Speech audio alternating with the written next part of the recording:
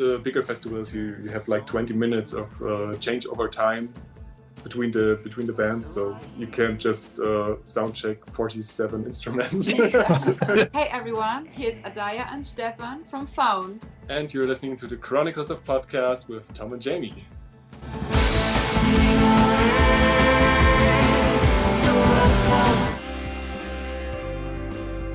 Hello world, Wednesday 13 here. Hey, this is Tom Stay. Hello everybody, I'm Ronnie Latrue. Yes, my friends, my name's John Mahon. What's going on everybody, it's Tom. And it's Jamie. Welcome to the Chronicles of Podcast.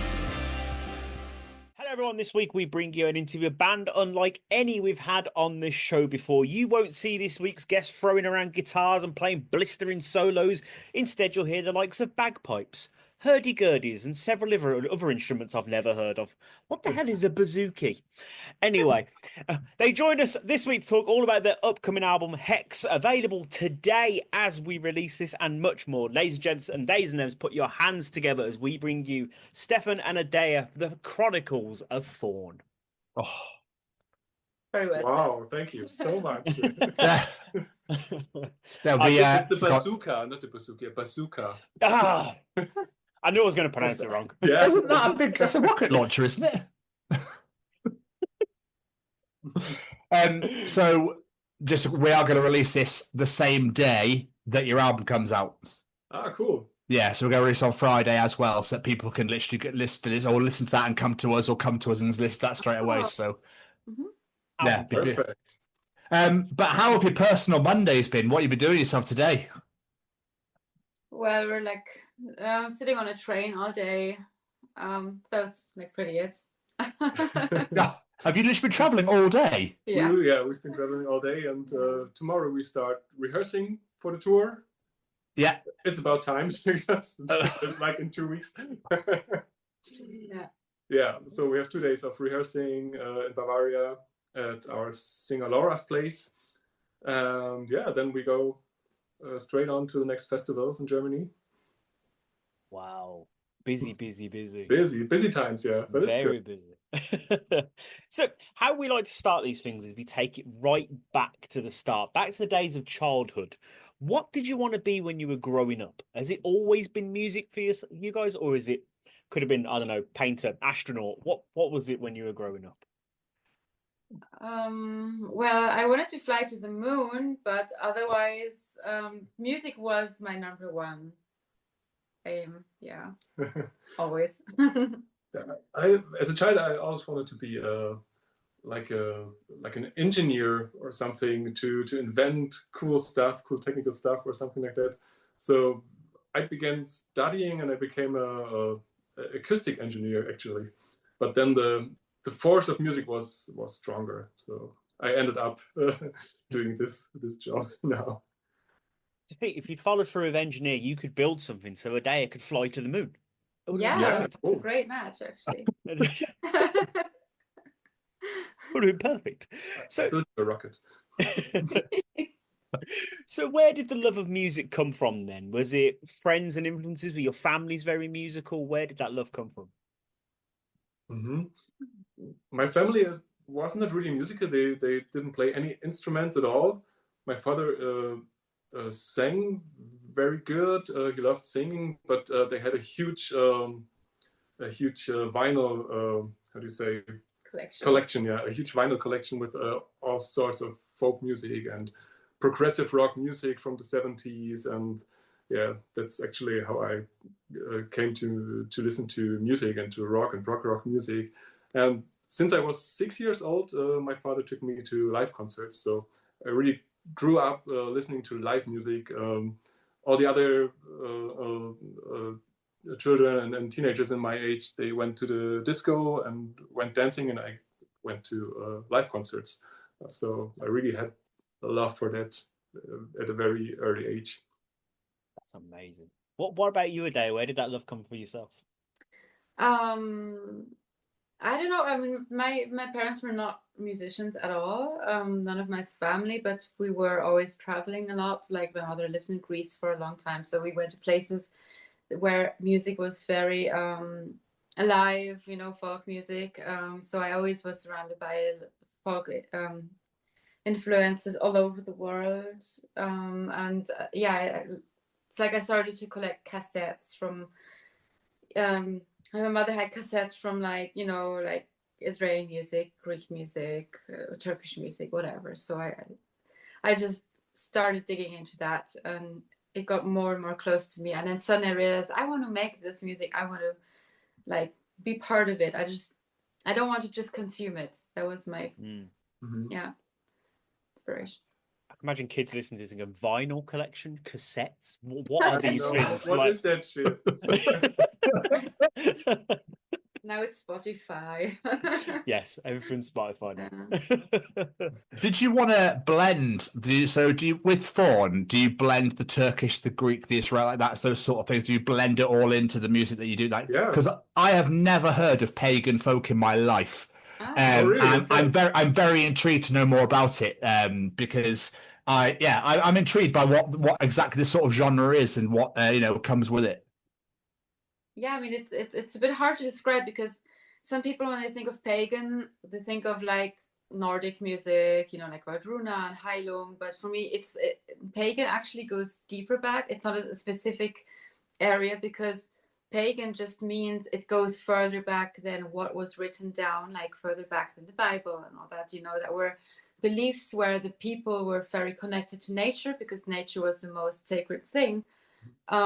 And that was all over the planet. Like if you go to Turkey, if you go to the north, if you go like anywhere you find Nordic, pagan traditions, like in a way, even the Mayans or, like they are sort of pagan too. And what I believe what makes it interesting for today is that we humans are taking more and more distance from nature, which is not healthy. And I think it's a good approach to be like, hey, why don't we stop looking at the books and the screens? Why don't we just look into the woods and look at the mountains, look at the sea and this beauty, that is sacred to me. And that's like the inspiration, where the inspiration for our themes and our lyrics is coming from. Like the nature is sacred, all the old myths, like this poetic way of describing the world and describing what's going on in the world nature-wise. And the other thing is musical-wise, like you said, all these different influences we have, they come together, all this world music influences, rock music influences even from me, and we all fit this together it's almost like a fusion, a world fusion sound, I would say. Because we take a lot of inspiration from different cultures. Because as a German band, it's really not too easy to dig into your own culture musical wise, because a lot of things were like corrupted from the Nazi times and stuff like that. And so we started looking around for the Nordic, for the Celtic music, even for Turkish music, and everywhere you can find like influences from older times also that fits to this pagan themes. Yeah, that's phenomenal. I love that because I see a lot of kids. As a kid, I used to climb a lot of trees. I used to play in woods and forests all the time. You don't see that anymore. Yeah. Yeah. Do you know what I mean? It's like you said, people are too glued to this now. Just this little screen just here in front of your face. Like no one really goes out, I don't think, anymore either to play or that sort of thing. It's so sad. It's so, especially with the UK, we don't really have a lot anymore, I don't think. There's not really much to export. Scotland, I think, has a lot. Ireland has a lot. And Wales has loads. But England, they just want to build houses everywhere, I think, now. But yeah, absolutely. Then there's some stunning places all over the world. So it's a shame, really. Like you say, people do need to get out there so much more. It's it's really important because it's very unhealthy. Like the lifestyle that is general right now, it's really bad for our brains. Like it's a joke. Like we have to take care of ourselves, and So you mentioned themes and stuff for the lyrics and everything. Like, how do you actually come up? Are your lyrics more story based than they are personal, say? And then how do you actually come up with, let's make an album based on this and let's make an album based on that? Like, how do you actually come up with the concepts for it? Yeah, we like the idea of having like concept albums, you know, where there's a theme which goes over the whole album. Yeah, it makes it a lot easier to come up with ideas. Yeah, because you have this theme, yeah, and yeah, I don't know. Mostly it starts with one song. We have like an idea for one song, especially for this new album for HEX. The first single we got out was an old spell, Ilva it's called. It's an old spell against elves and spares. And we thought, yeah, that's cool. It's this whole witchcraft theme, this whole old wise woman, witchcraft, sorcery. This is something we had on several songs before, but we never had the whole album with that theme, you know. So that's why we started to doing HEX as a concept album to this special theme, to this certain theme, yeah. It's wonderful because, like you say, it's amazing where you can listen to this piece of art and go, this is our thoughts, our feelings, how we feel about this specific subject.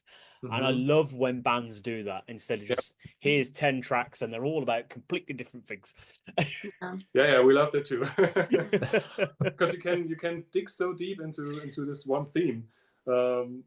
And then we do a lot of research. It's really serious stuff we do. We go into libraries. We talk to like universities and professors for the right pronunciation and the right background of old lyrics, you know. So we love that historical approach to dig really deep into the subject. That's amazing. Yeah. So I was going to ask, like, is it a case of you'll have an idea of a story per se, or is it a case of I want to write about this person who actually existed out in the world, or is it a bit of both? It's both, because sometimes you have an idea that just comes by itself, like music is. Sometimes it just like comes out of nowhere. You suddenly have this melody or theme or text in your head. But sometimes it can also be an inspiration to have, like, maybe you read a book and then you read about some myth that just sounds amazing and that is super inspiring, and then you decide to make a song about it. So it can be both ways. Mm-hmm. Yeah, there's a lot of inspiration drawn from reading, from I don't know, also looking movies or something like that, watching movies. Yeah, it can come out of nowhere. It can come out of reading a book about a certain subject. Yeah. Amazing. I love it. Because like I said, we've not interviewed a band like you guys before, and it's absolutely amazing looking into, like, I'm so used to going onto a band's bio and be like, this person plays guitar. And like I said, for you guys, it's about 6 instruments each. Like, yeah, we're addicted to instruments. Yeah. All of us. It's really a problem. Look at our apartments. It's full of instruments. And I was going to say, what drew you to this? Was it for yourself? Was it like, I want to play the hurdy-gurdy? Or was it a case of, right, this would sound cool on that, but also I can play this instrument and this instrument? How does that work? I don't know. I always was like addicted to acoustic instruments, I have to say, because the feeling of playing an acoustic instrument is really different to playing a keyboard or e-guitar, because you have a body, everything is vibrating. You can play without power. You can play at the campfire. You can play jam sessions, and so I really had a love for instruments that you can play everywhere, like acoustically, you know, play jam sessions and stuff like that. And at the time, I got interested in folk music and medieval music.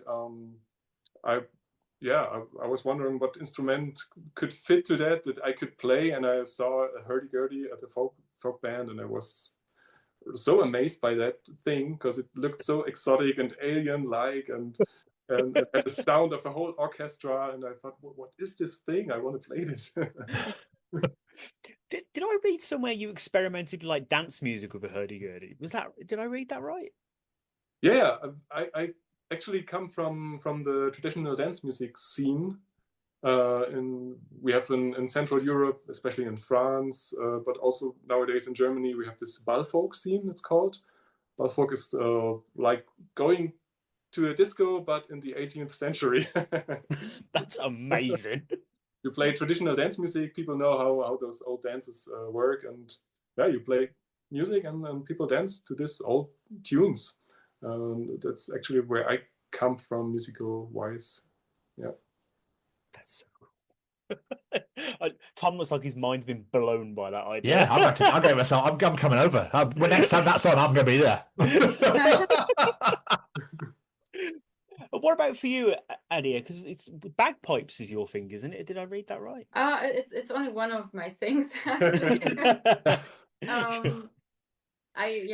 It's for me. It's so hard to say. Like my main instruments are string instruments. I started with guitar, and it still is my number one, to be honest. But so I adapted to different kinds of string instruments. I also play the harp, but then I also discovered the bagpipes and the flutes. Mostly it happened when I just heard somebody play it, and I was like, oh my god, this is so cool, I want to play it too. And then it's like, maybe it's like with languages or something, like if you start and then it kind of turns into an addiction. It's because when I like hear an instrument that I like, I want to play it. It's like I cannot sit still until I actually can play it. So it's also really hard because you get really poor by buying all these instruments. And there's not enough time to actually like practice like each one.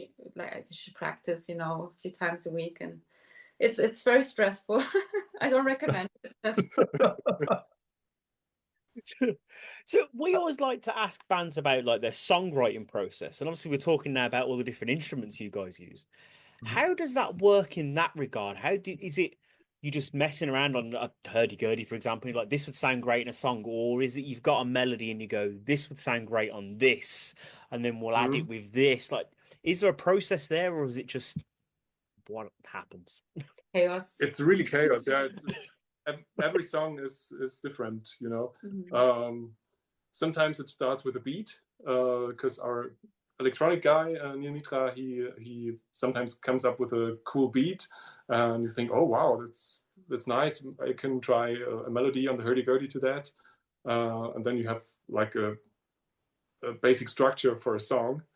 Sometimes it starts with Oliver having an idea for lyrics, playing it on bouzouki or a guitar, and then he sends it around and asks for melody ideas. So, but the thing is that all of us in the band, we all are like songwriters. We have different backgrounds, but we all write songs with other projects too. And yeah, it's like everybody brings up like 2 or 3 ideas, asks the rest to add their ideas to that. So, and then at the end, I don't know why, but in the end, it fits somehow together, and this Faun sound rises. Yeah. I love the idea at the end of the song, you guys going, how did we do this? I have no idea. It's really like that.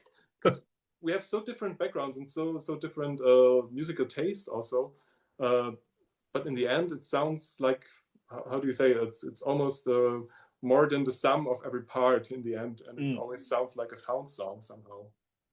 I love that. You said that obviously everyone's a songwriter and whatnot, but like, how has your approach to songwriting evolved since the band first started? Because it's your 12th release, I believe, on Friday. Yeah, how has your approach to songwriting evolved since it all began to now? Good question, yeah. Just throw a massive curveball in.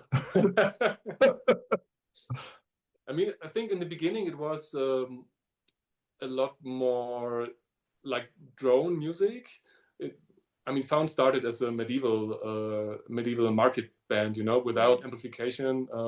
The first lineup of Faun was even without electronics. They started playing on small medieval markets, only acoustically. And then you play like traditionals, like old medieval ballads. But with every album, we evolved a bit. We brought in our own compositions, own lyrics. So nowadays we just write own compositions, like own lyrics and very less traditional stuff. it's just inspired by traditional music, you know, but we write it ourselves. So this is a huge difference to the earlier years. It also evolved musical-wise because we are now better on our instruments. Even. Yeah. We use newer techniques. Like Neil has this whole set of beats and synthesizers and his own magic he does. I also personally I use guitar effect pedals for the hurdy-gurdy and add this to that. So this is also a new thing which they hadn't in the early years. Yeah. Are you still like on the lookout for like new instruments now as well? Like going forward, it's like we need to find something else that we can put on the next record. Yeah, actually, yeah, like totally. I love that. So you obviously mentioned there you guys joined Faun like later in the band's history. So how did you guys come about getting involved in the band? I think we both have a similar story. Like we just came across, like I think I was playing in a different medieval band, and Faun was also playing the same festival, and then we just kind of met and talked together, and it was immediately like, as musicians, it's normally very easy to connect, and then we just kind of stayed in touch, and then suddenly it was like, hey, do you want to join us? I guess it was a bit similar with you, right? Yeah, I was lucky to play such an exotic instrument like the hurdy-gurdy. Like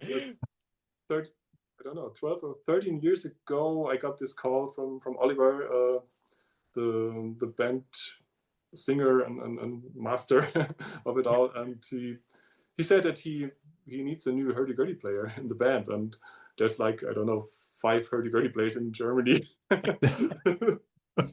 So at a certain point he had to come to me. And then we just met, we jammed around, we met at a medieval festival actually like 13 years ago. We had a little jam session, me and Ollie playing bouzouki and hurdy-gurdy, and a huge crowd of people came to listen to what was going on there, and we had such fun, and it was instant the moment that we said that's a good fit, and we have to do this together, and I will join the band. And yeah, since then a lot of things happened. It's amazing. I love the progression like you guys are making as well, because like you say, you're still growing, you're still developing, learning new skills and stuff like that, and it's amazing because a lot of bands, what was it, 12th album you say you were releasing? Like a lot of bands would just sit on their laurels and be like, we know what we're doing. We'll just we'll do our thing. Like the fact you guys are still growing and evolving is amazing. It really is. Yeah, we don't want to bore ourselves, you know. Yeah. So, with like all these different instruments on the record and stuff like that, are you taking all these different instruments on tour as well, or do you sort of adapt the songs for the live set? We do have to adapt because also in some songs, like we have like several instruments recorded, like some songs I play like 4 instruments, and it just won't be, it's like not possible in a physical way to do that. So we sometimes have to adapt, especially for like some festival shows. It's like we don't have time to set up 10 instruments on stage. We have to like do the basic. But, yeah. At bigger festivals, you have like 20 minutes of changeover time between the bands, so you can't just sound check 47 instruments for everyone. It's actually kind of a running gag because everybody is asking us how many instruments do you play? So we just came up with this random number 47. So every time this question comes, we say 47. I'd love to see their faces like, what? There's only 10 minutes. There's only 15. And it's not so far away from the truth, actually. I just got this image. I can't remember what they're called though, but you know when you got like the cymbals on the knees and the drum and the harmonica in the mouth and all that sort of. I can't remember what they're called. Like one-man band. Yeah, the one-man. I just got this like medieval version of that in my head. You like on the corner of the stage, I'm trying to get it all going. But the cool thing is we have like different show concepts. Sure, if we play a huge festival with less changeover time, we have to reduce the instruments, but we also play an acoustic tour sometimes where we play in theaters or churches, and then we have a lot more time to bring all our instruments, to check all the instruments, and we have yeah, we play more different stuff on that one. That's so cool. Actually, on the upcoming HEX tour, we're playing in London and Manchester. We are, we're going to bring some special instruments with us on that one. Yeah. So I really recommend. Because we also love this situation when you bring out on stage like a huge flute that nobody has seen before, and all the mobile phones go up and people staring at what is happening there. This is always a cool moment. It's got this image. You'd be like, this song's about like going to nature and not having your head in a screen. Put it down. Oh yeah. But as you mentioned, HEX, we will talk about it. It's coming out the day this comes out, Friday the 5th. How excited are you people to hear this record? Very, very excited, because we worked on that one for 2 years almost, or more than 2 years now. Yeah, 2.5. Yeah. And we brought a lot of our, how do you say, heart blood, blood and sweat and everything in that one. And of course, you're just excited how it will, how the people will, how to say it? Like how it's gonna, how the reach is gonna be. It's always like if you like bring out something new you were working on for so many years, it's very, very exciting. It's a little bit scary because you're like, oh, what's gonna happen? But yeah. That's what's gonna happen. But we're very convinced of this one, of this album, and we like it a lot, and when we are very proud of this one, and so of course we hope that people will love it. I mean, you say it took you 2.5 years so to make. Like, you can really hear it. I think you can really hear the amount of work and love and blood, sweat, and tears and everything you put into it. And you've released quite a few singles off it already. Like, it's almost like you're drip feeding it to everybody. Have those singles been well received so far? The singles, you mean? Yeah. Yes. Yeah. Yeah, I think so. I think really good critics, really good comments everywhere, and I think people love that we go a bit back to our roots, that we got a bit darker now, a bit more mystical again. And at the same time a bit more modern. That was also what we want to do for this album, like being mystical and dark, but at the same time have a little modern approach to that, to maybe reach even more people with that one. Yeah. We want to come out of this medieval scene a little bit, and want to be seen as a serious musical act.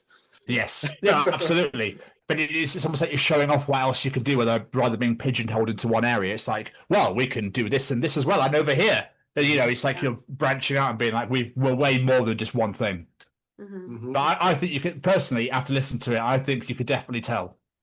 So, you know what I mean? Like, I think it's phenomenal. I mean, if I butcher these names, I am so sorry. I do not, but Nimue with Chelsea Wolfe, absolutely love that track, incredible. I'm definitely going to butcher this one. Zauberin, yeah, absolutely love that as well. Thank you. No, not at all. They're ones that really stood out to me personally. Anyway, they're amazing. And the cover of Nick Drake's Black Eyed Dog, like, that is incredible. It's such a hauntingly beautiful cover of an already like haunting song. Where did the idea come from to cover that? That was Oliver. Because we're all like really big folk music lovers, and Oliver is a big Nick Drake fan. Me too. I love Nick Drake. I think for me it's the most, it's the best songwriter ever was. So we have this love for Nick Drake, and I think Oliver always warmed up before concerts by singing Black Eyed Dog and playing it on his bouzouki. We still don't know what a bouzouki is, huh? It's actually Irish. It's an Irish string instrument, you know.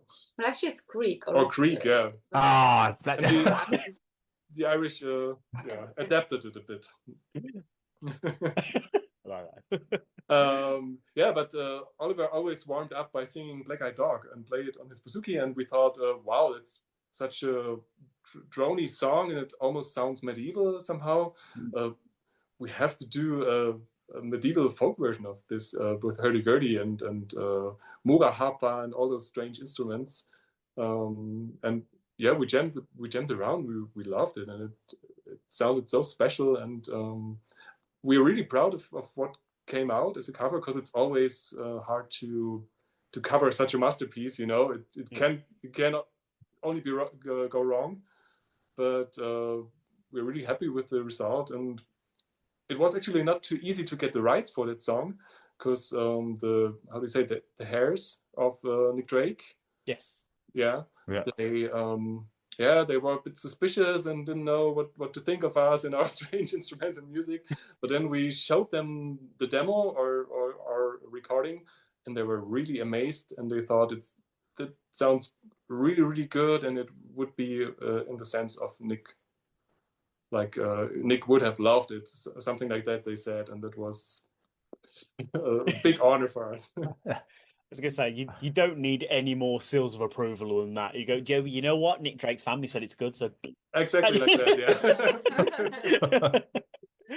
So I love cover songs, because it's like, it shows how good a song is. If anyone can take it, make it their own, and it's still a good song, it shows just how good a song is. And that, like, the original is incredible, and your guys' version, you've made it your own song while still honoring the original, and I love that. So I absolutely adored that cover. Incredible. Thank you. But what songs on the record that haven't been released are you really looking forward to people hearing? Well, the one coming up this Friday, I'm really looking forward to, and I'm very curious, because it's a very interesting fusion blend of cumbia beats and an Irish trad and a kind of metal guitar break, everything. It's everything. It's just very it's very interesting. So yeah, and a really cool music video is going to come out with it.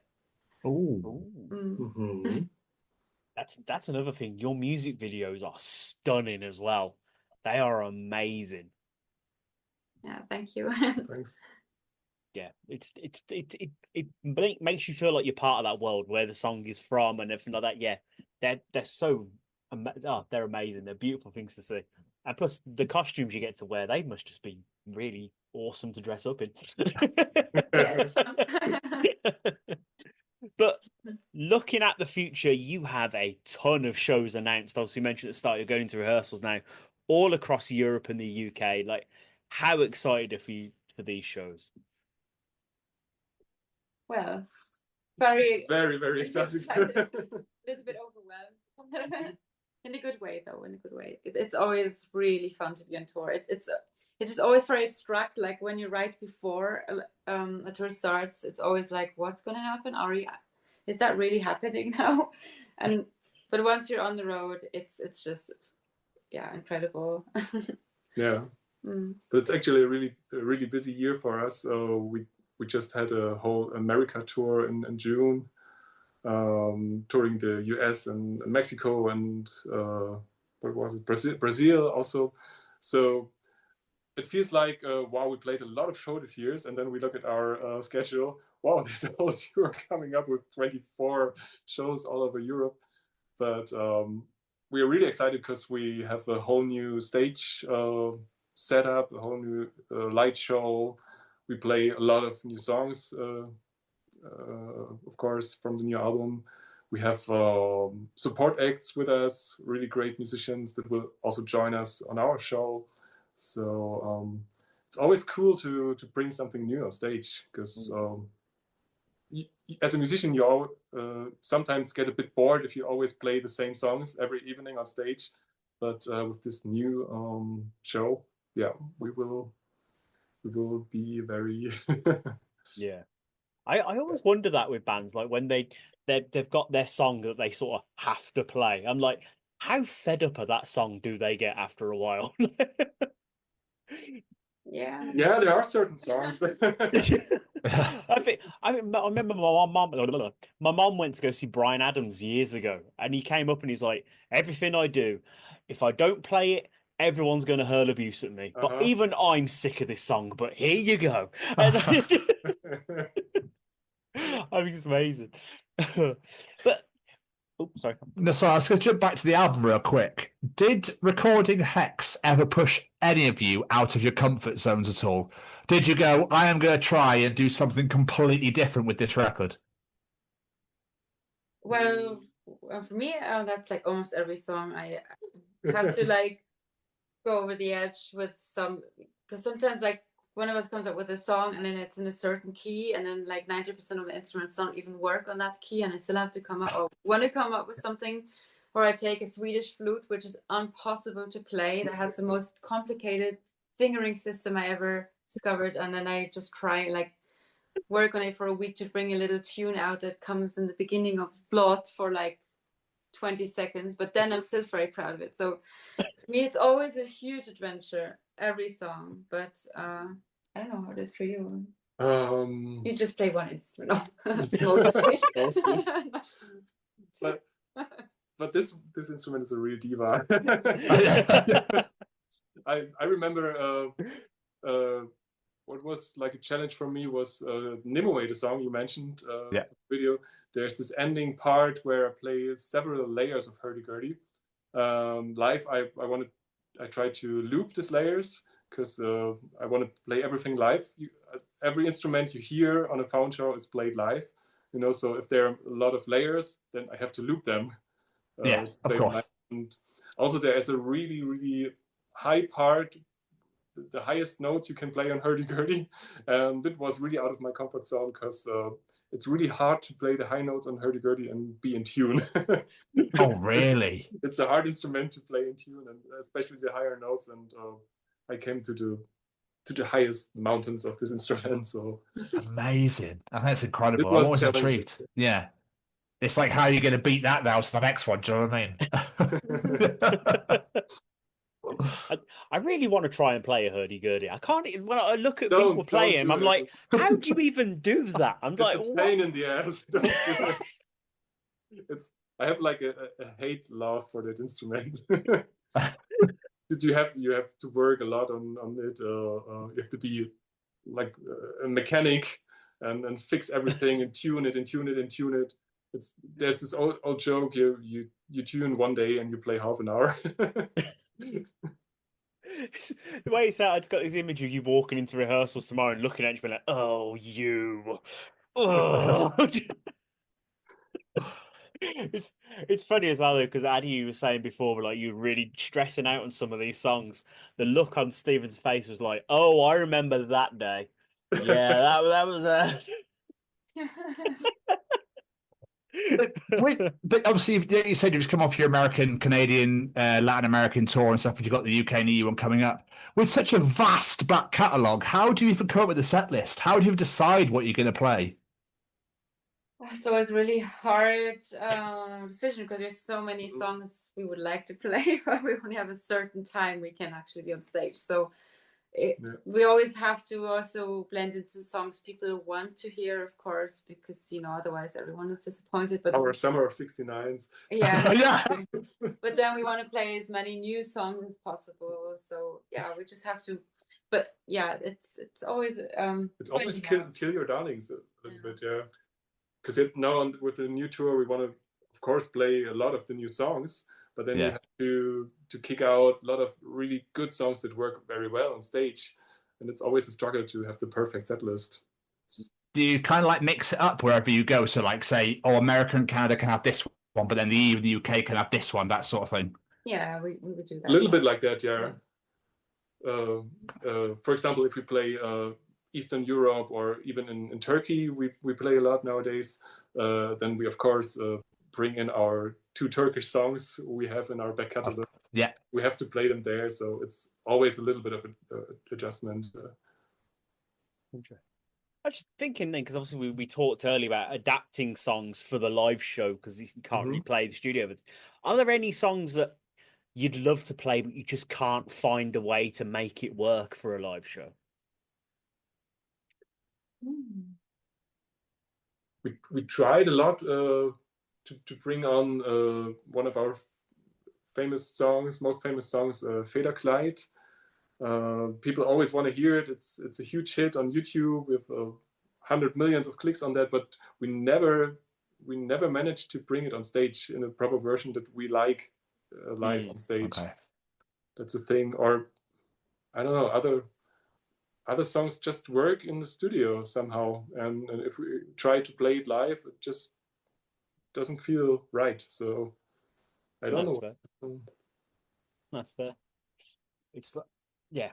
I absolutely love what you guys do. It's so unique. It's so different, and like I said earlier, the fact you're still growing and learning and adapting, I think it's amazing. Like, I've absolutely loved talking to you guys today as well. But one thing I do like to ask musicians is, like, if people are listening to this and like, do you know what? I've never actually listened to Faun. I think I'm going to go check them out.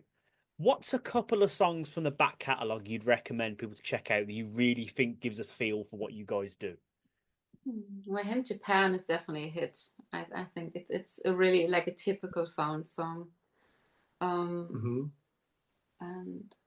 I think the Pagan album is a really nice like album. It's a really good starting point. Yeah, it has a little bit of everything, and it has a very nice vibe to it. Yeah. You just listen to the whole Pagan album. Just listen to all 12 albums, all right? It's a solid investment of time. Mr. Stevens, do you have any more questions for our wonderful? I do. I have two things. I want to say massive congratulations. Obviously playing Wacken next year. So that's going to be absolutely incredible. And I wish you all the best. Is it an anniversary festival next year? Or am I wrong? Wacken, I don't know, but it's our anniversary. It's like 25 years of Faun. It's your anniversary. Yeah. I knew there was an anniversary in there, and apologies. Yes, for yourselves, not for them. So it's Wacken, the 25 years of Faun festival.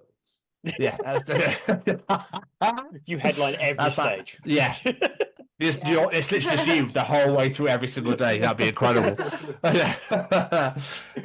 That's going to be amazing. And I bet you're well outside, obviously, on home soil as well.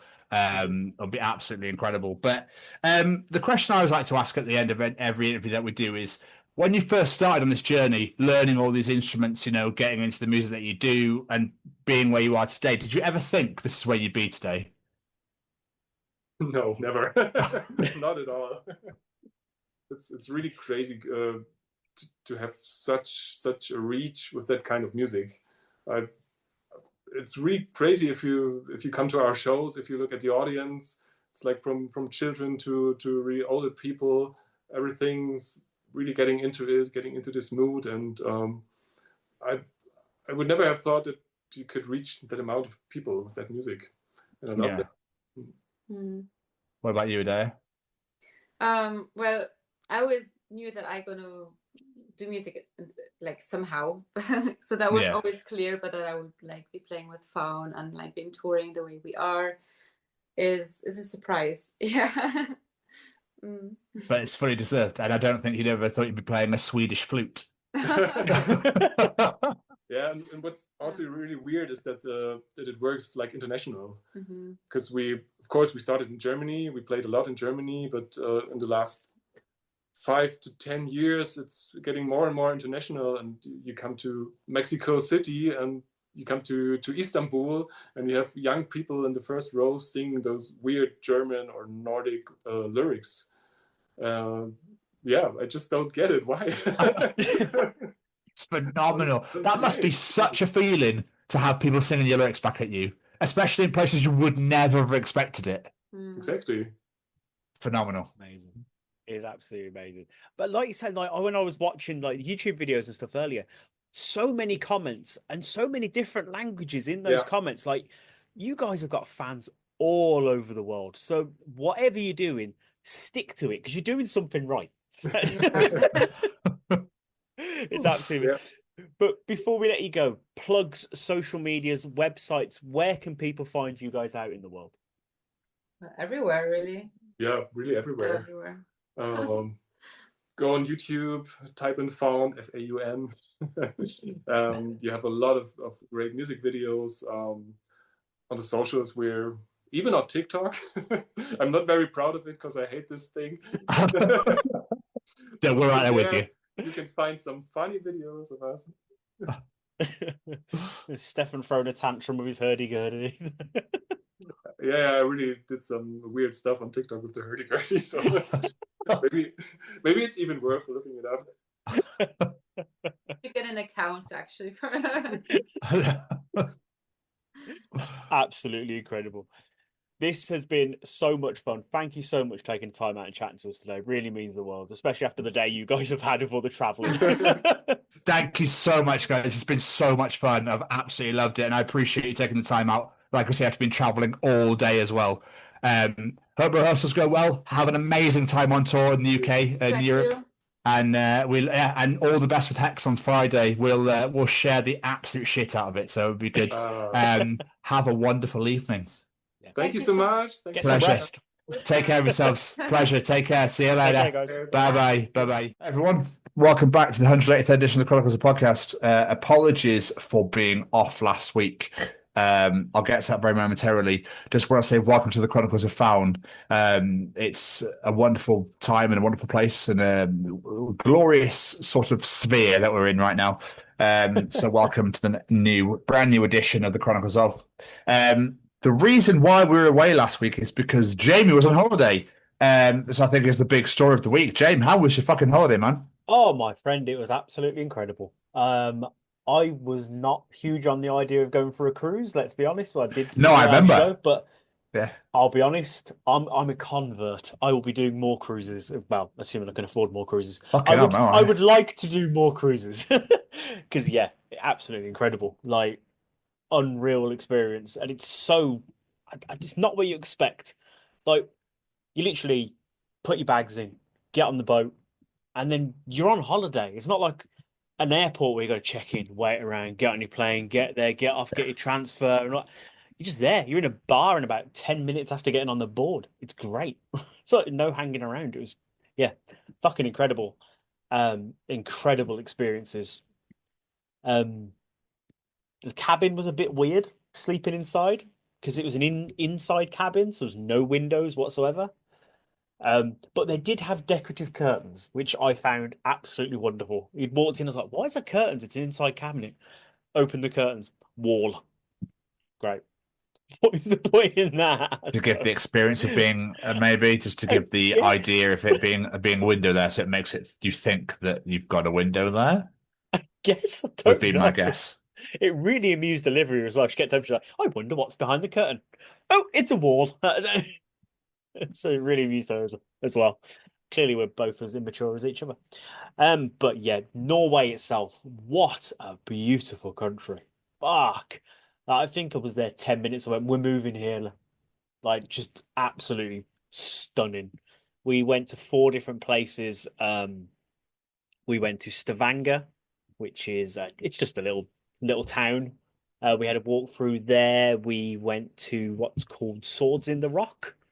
Basically, it's a Viking monument. It's 3 massive Viking swords sticking out of a rock. And we went to a Viking farm, which was fascinating. Olivia did not like the fact there were sheep running around. She was not a fan of the sheep. Bless her. The second day we went to Flam, we went to a Viking village, which I could have spent so much more time in. If we'd had more time in there, because it was like a excursion trip sort of thing. Could spend some, but it was fascinating, learning so much about the Vikings and stuff like that.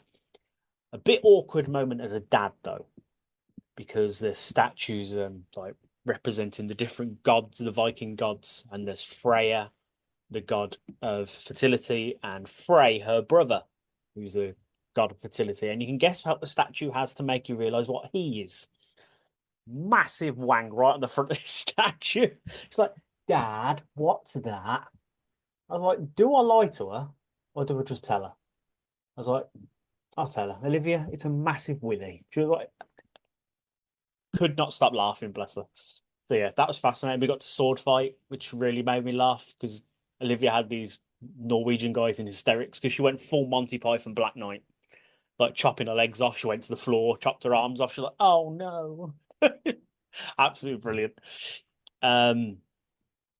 We went to a waterfall as well, which unfortunately, because it hadn't rained for a long time in Norway, there wasn't a massive amount of water coming down it, but it's still beautiful to see. What else did we do? My main highlight of the whole trip was in a place called Olden.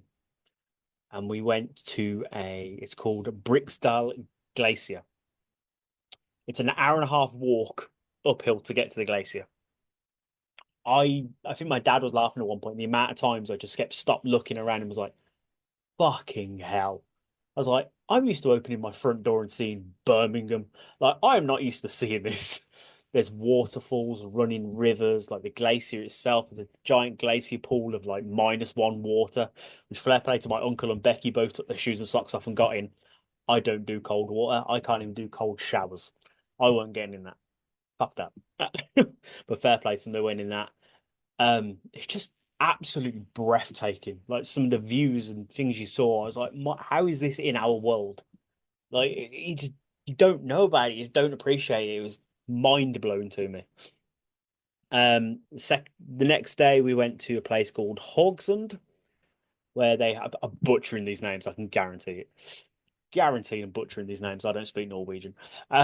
And they had a giant monument there for King Harald Feinhaar, who was a Viking king, the first Viking king who basically separated Norway. As you could tell, we did a lot of Viking things because, it's fascinating to me. And yeah, then it was a lot of sea days. We went to some shows that were on for the kids, which I think me and Becky enjoyed just as much as the kid. They're called Animal Guys. They were fucking brilliant. They had like giant puppets of animals and all this sort of stuff. Really, really entertaining. And me and Becky went to see the Take That musical. Because why not? Which was actually a lot more fun than I thought it'd be. But one guy's eyebrow was really distracting. Like, even speaking to my dad's wife after, I was like, "Did you notice his eyebrow?" She's like, "Yeah, it's really distracting," which is massive. I don't know. Yeah, really distracting.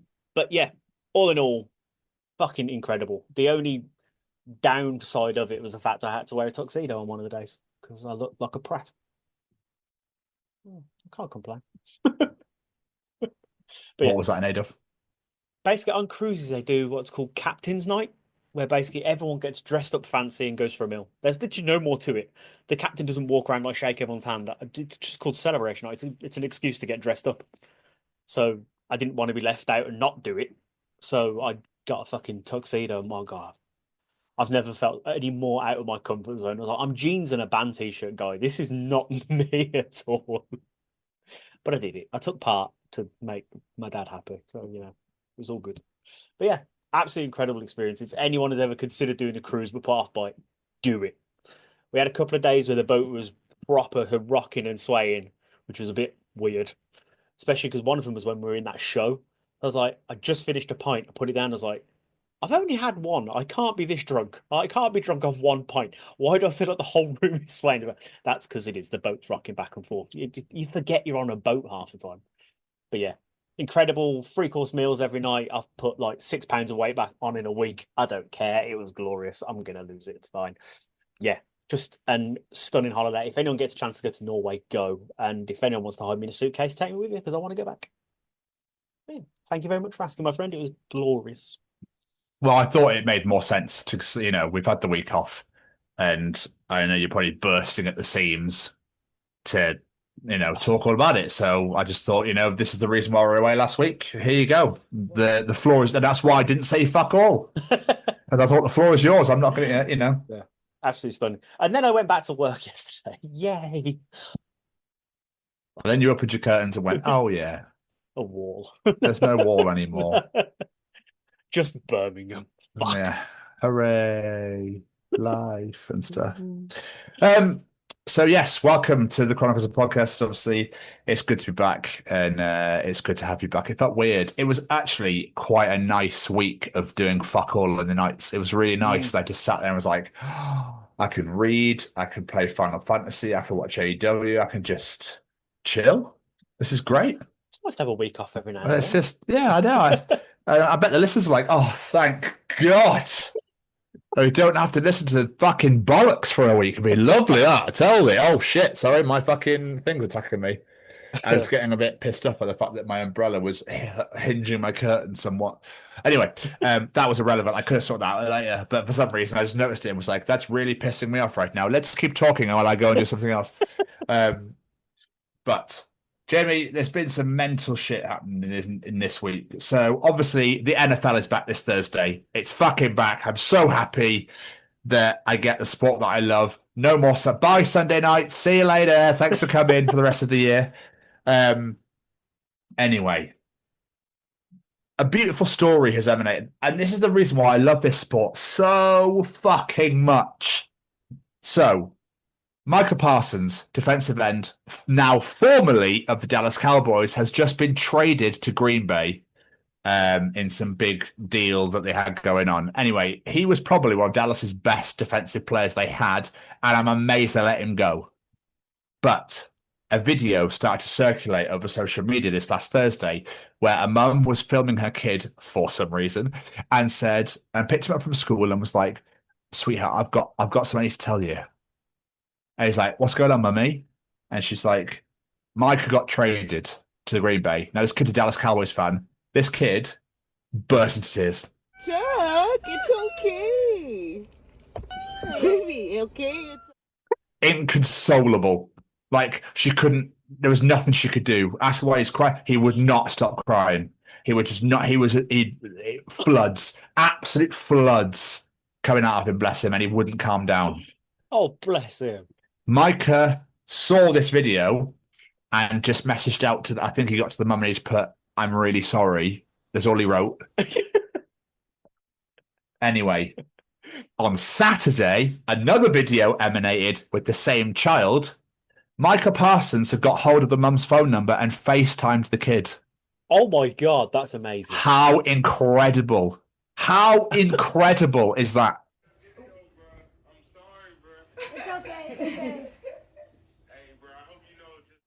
And he literally sat there, and the first thing he was like, how's it going, man? He goes, look, I'm really sorry that I left. It's like, but obviously I've got to further my career. You know, Green Bay wanted me. There's nothing left me to do with Dallas, blah, blah, blah. And this kid's going, it's all right. It's all right. Aww. Like, it's really lush. It's really sweet. And he's like, you know, are you okay? Like, I'm sorry for upsetting you, blah, blah, blah. And then he goes, I'm going to send you a signed jersey from the Green Bay Packers, even though he's not a Packers fan. With, you know, I'm going to sign it for you and everything, and you can have my new jersey for my new team. And that sort of thing. I think he's converted that whole family to Green Bay fans. I was going to say, they're either going to get the jersey and be like, fuck you, and set it on fire because it's Packers, or they're going to be like new fans. They won't set it on fire. It's going to be. I just thought that was such a beautiful, you know what I mean? It's such a beautiful moment that players took the time out of their, you know, our busy schedule, especially with the season starting in 2 days. And just how much it means to them. Do you know what I mean? Like, it's just like that meant a lot to Micah to go, I want to talk to that kid. I want to speak to him. I want to tell him from me that I'm really sorry that this has happened. That's awesome. Like, that's using your celebrity properly. Like, that is how you know, treat your fans and things like that. That's amazing.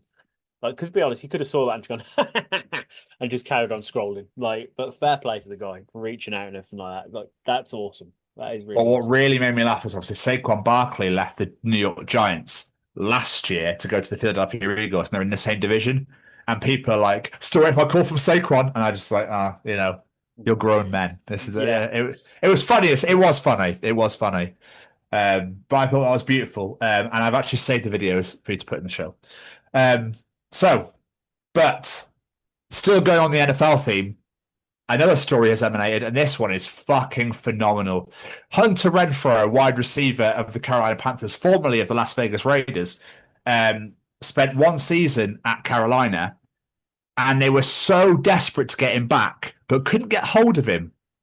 Do you want to know why, Jamie? Why? Hunter Renfrow's daughter had his phone and declined over 10 calls on Thursday from Dan Morgan, Dave Canales, and his agent because she was watching Bluey. What a reason.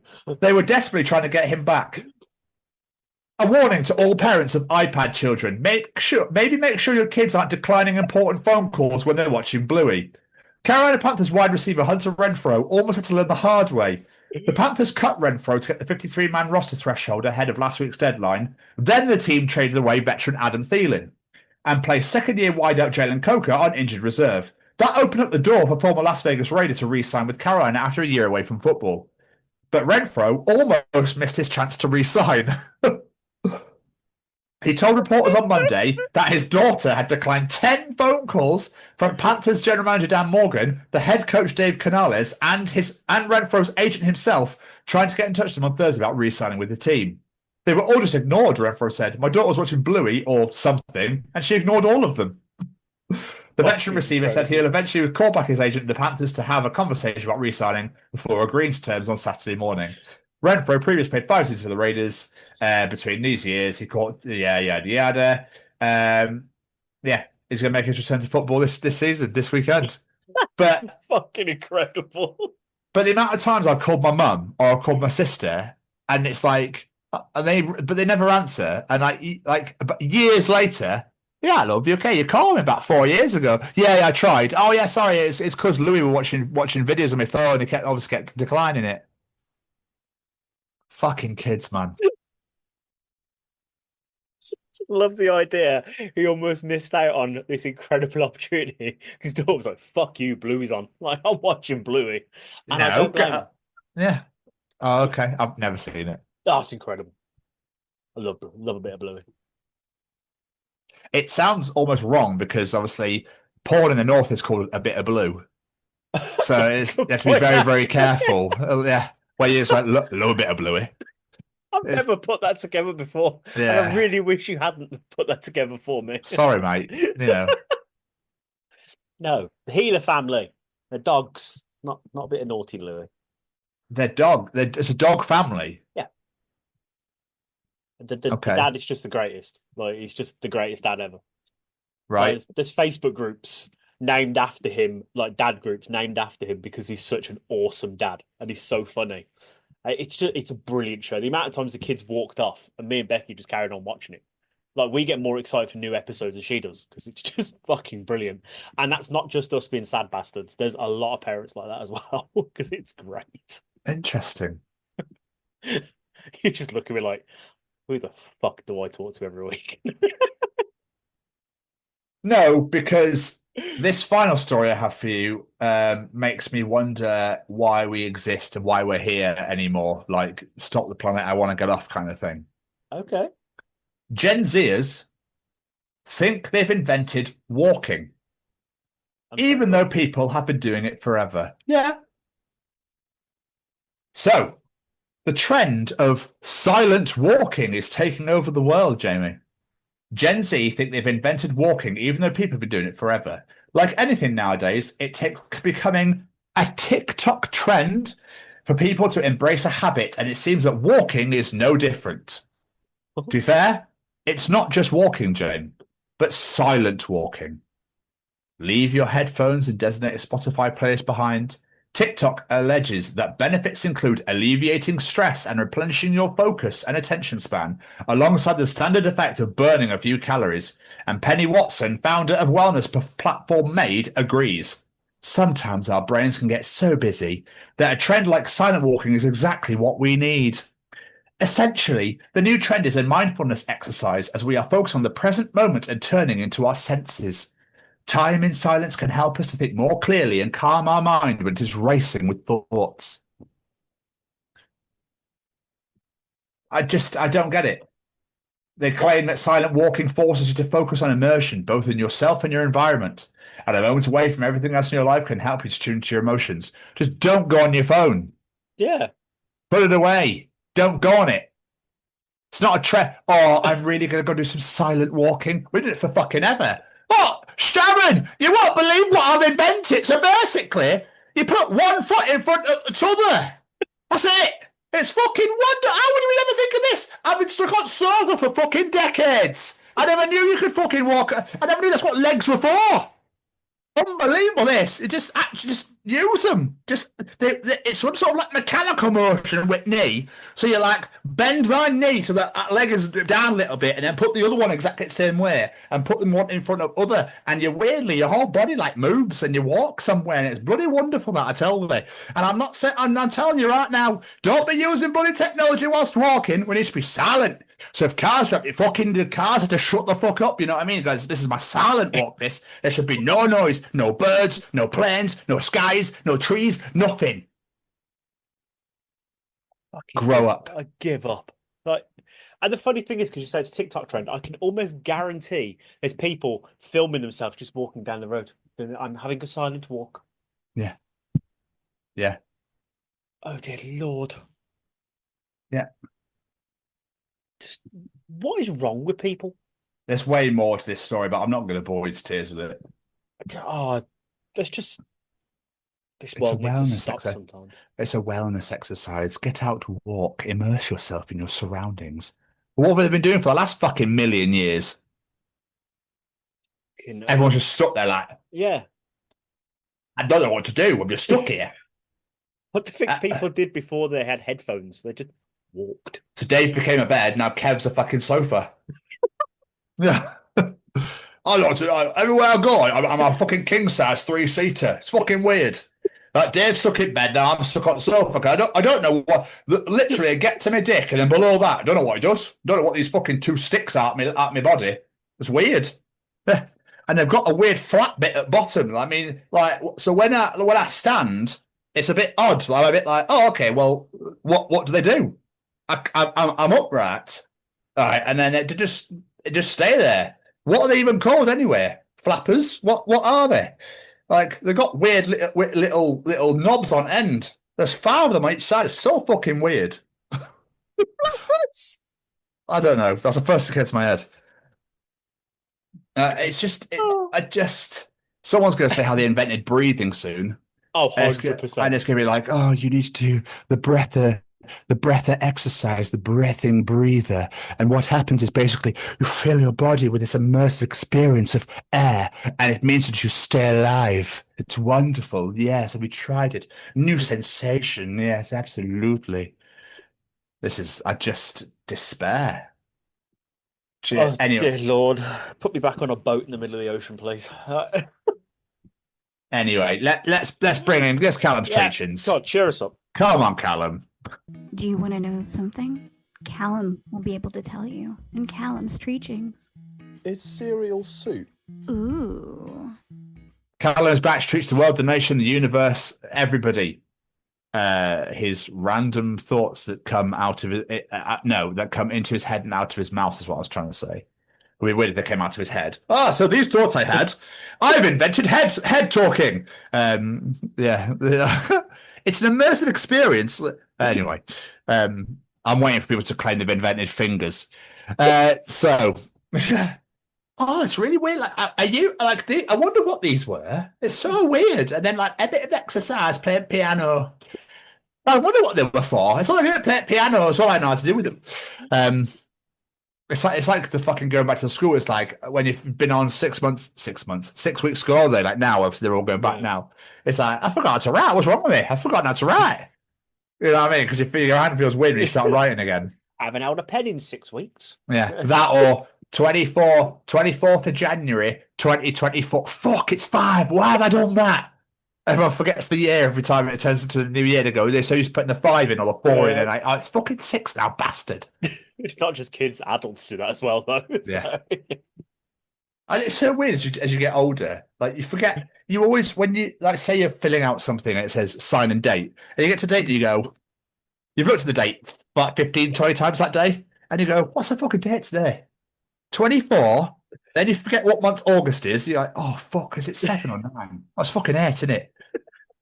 And then you put 8, but as you go to write the 8, you put 7. You go, fuck's sake, because I was thinking about July. Fuck's sake. And you scribble it out, put it again. It's always the same. Anyway, Callum's here. Oh, yeah.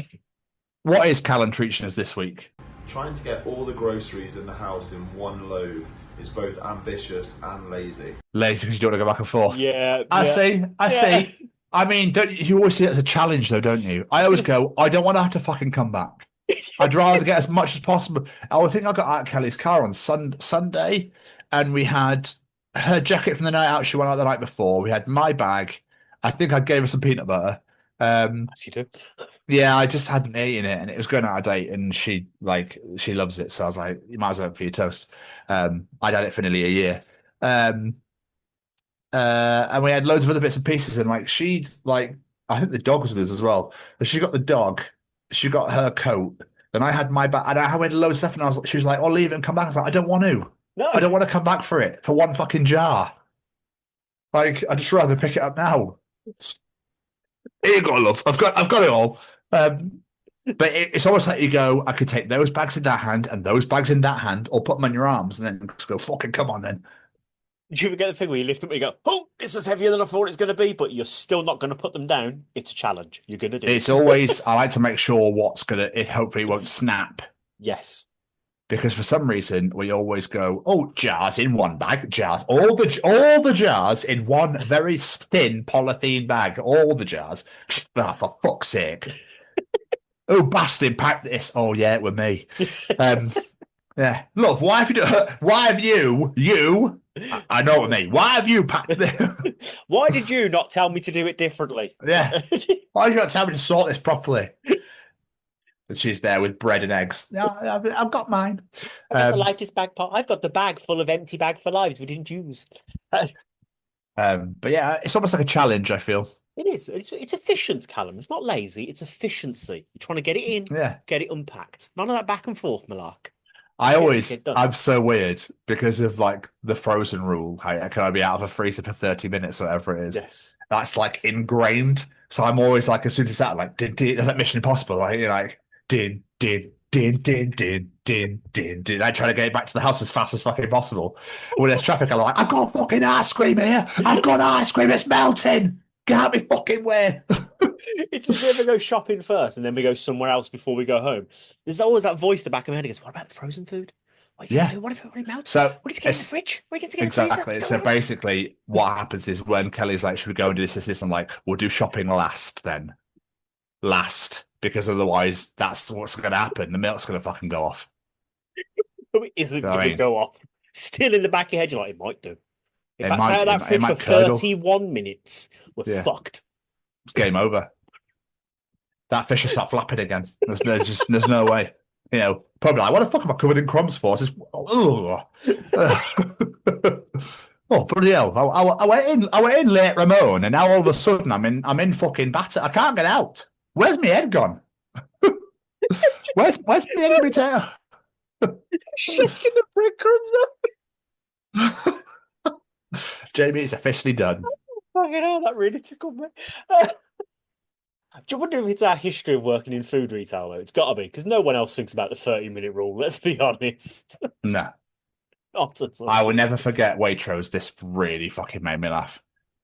Cream cages for Christmas, and they were always just literally head to toe in packs of 6 packs of cream, and you're like, oh my God, if I hit anything on the way, this is game over. Because those cages, horrible. Those cages never had a door on them, did they? It was just a strap. Yeah. Like, yeah, it was horrible. But Christmas 2000, I want to say 4 or 5 at Waitrose. It was when nobody really cared about profits still. And one of my friends was pulling and he hit the wall. So one whole cage hit a wall and the whole thing just went, cream went everywhere. Did we clean it up? We did. Oh. But first, we thought we'd play ice skating rink. So 4 of us got absolutely covered in cream because we thought it'd be funny to skate across it and we all fell over. My God, I stank like shit that day. Jesus Christ. Your uniform's not just covered in cream for the rest of the day. Yeah. Oh. You know those images of that huge black guy with an insanely long penis? Yes. It's literally like he had ejaculated all over us. That's how much there was. It was fucking insane. Quite often I will put pictures in this show for reference. This time I'm not going to. No, please don't. No, I'm not going to on that one. Please don't. No. It was a fun time for the Chronicles podcast. 6 long years, bless them, but it's time for them to go. Thing is, though, you probably get done for the flag thing, not for that. Probably. Yeah. Still, Jamie, what else is Callum teaching us this week?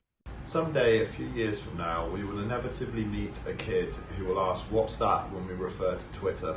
Yes. Shit, so, yeah. Amazingly enough, we were talking about this, about history lessons. There's a clip that I haven't posted yet about the historical TikTok when doing history lessons and whatnot. Yeah, it's so true. It's so weird, man. Like, you see the people now, you know, that are like retiring or people that are passing away, and it's like, that's my childhood. It's now hit us. It's now hit us now. Do you know what I mean? It's fucking crazy. It baffles me. It blows my mind. There's people out there that don't know what MySpace is. Like, that's my teenage years, MySpace. Oh, MySpace and MSN. Those are the days. Like, the amount of times I remember catching someone at school taking the piss out of my MSN name once. Bastard. I know. I used the Undertaker's Lord of Darkness. I was just called the Lord of Darkness on MSN, and then this girl was like, she tapped the guy next to me, and she was like, "You see, Tom's MSN name's this," and then I was just like, "Oh yeah, it is, yeah, because of this reason." She was like, "Oh, okay." Like, weird. Why did you ask me? Why are we passing it around? For some reason, I randomly keep remembering in Spanish, we're in a Spanish lesson, but we had a substitute teacher didn't turn up for like half an hour. So we got all the work that the teacher had left, posted to the whiteboard. It was a roll once. We rolled it up so it was behind so no one could see it. And then we're like, "Oh, she's left no work." She goes, "Oh, okay, just sit and chill then." Like, all right. Get away with that? Yeah. That's incredible. She was like, "Oh, I don't know what else you could do," really, because she wasn't a Spanish teacher. She's like, "Oh, I don't really know what to do." So I think it'd probably be funny trying to get someone that doesn't know Spanish to try and teach you Spanish. That'd be hilarious. I think it's because it was all on the piece of paper, so it's all there for like $50. $50, right? You got that? $50. Why are you shouting $50 at us? I don't know. It's what's written here. That's it. That's all I got. It's just a price label off the front of the book, miss. Yeah. ¿Cómo estás?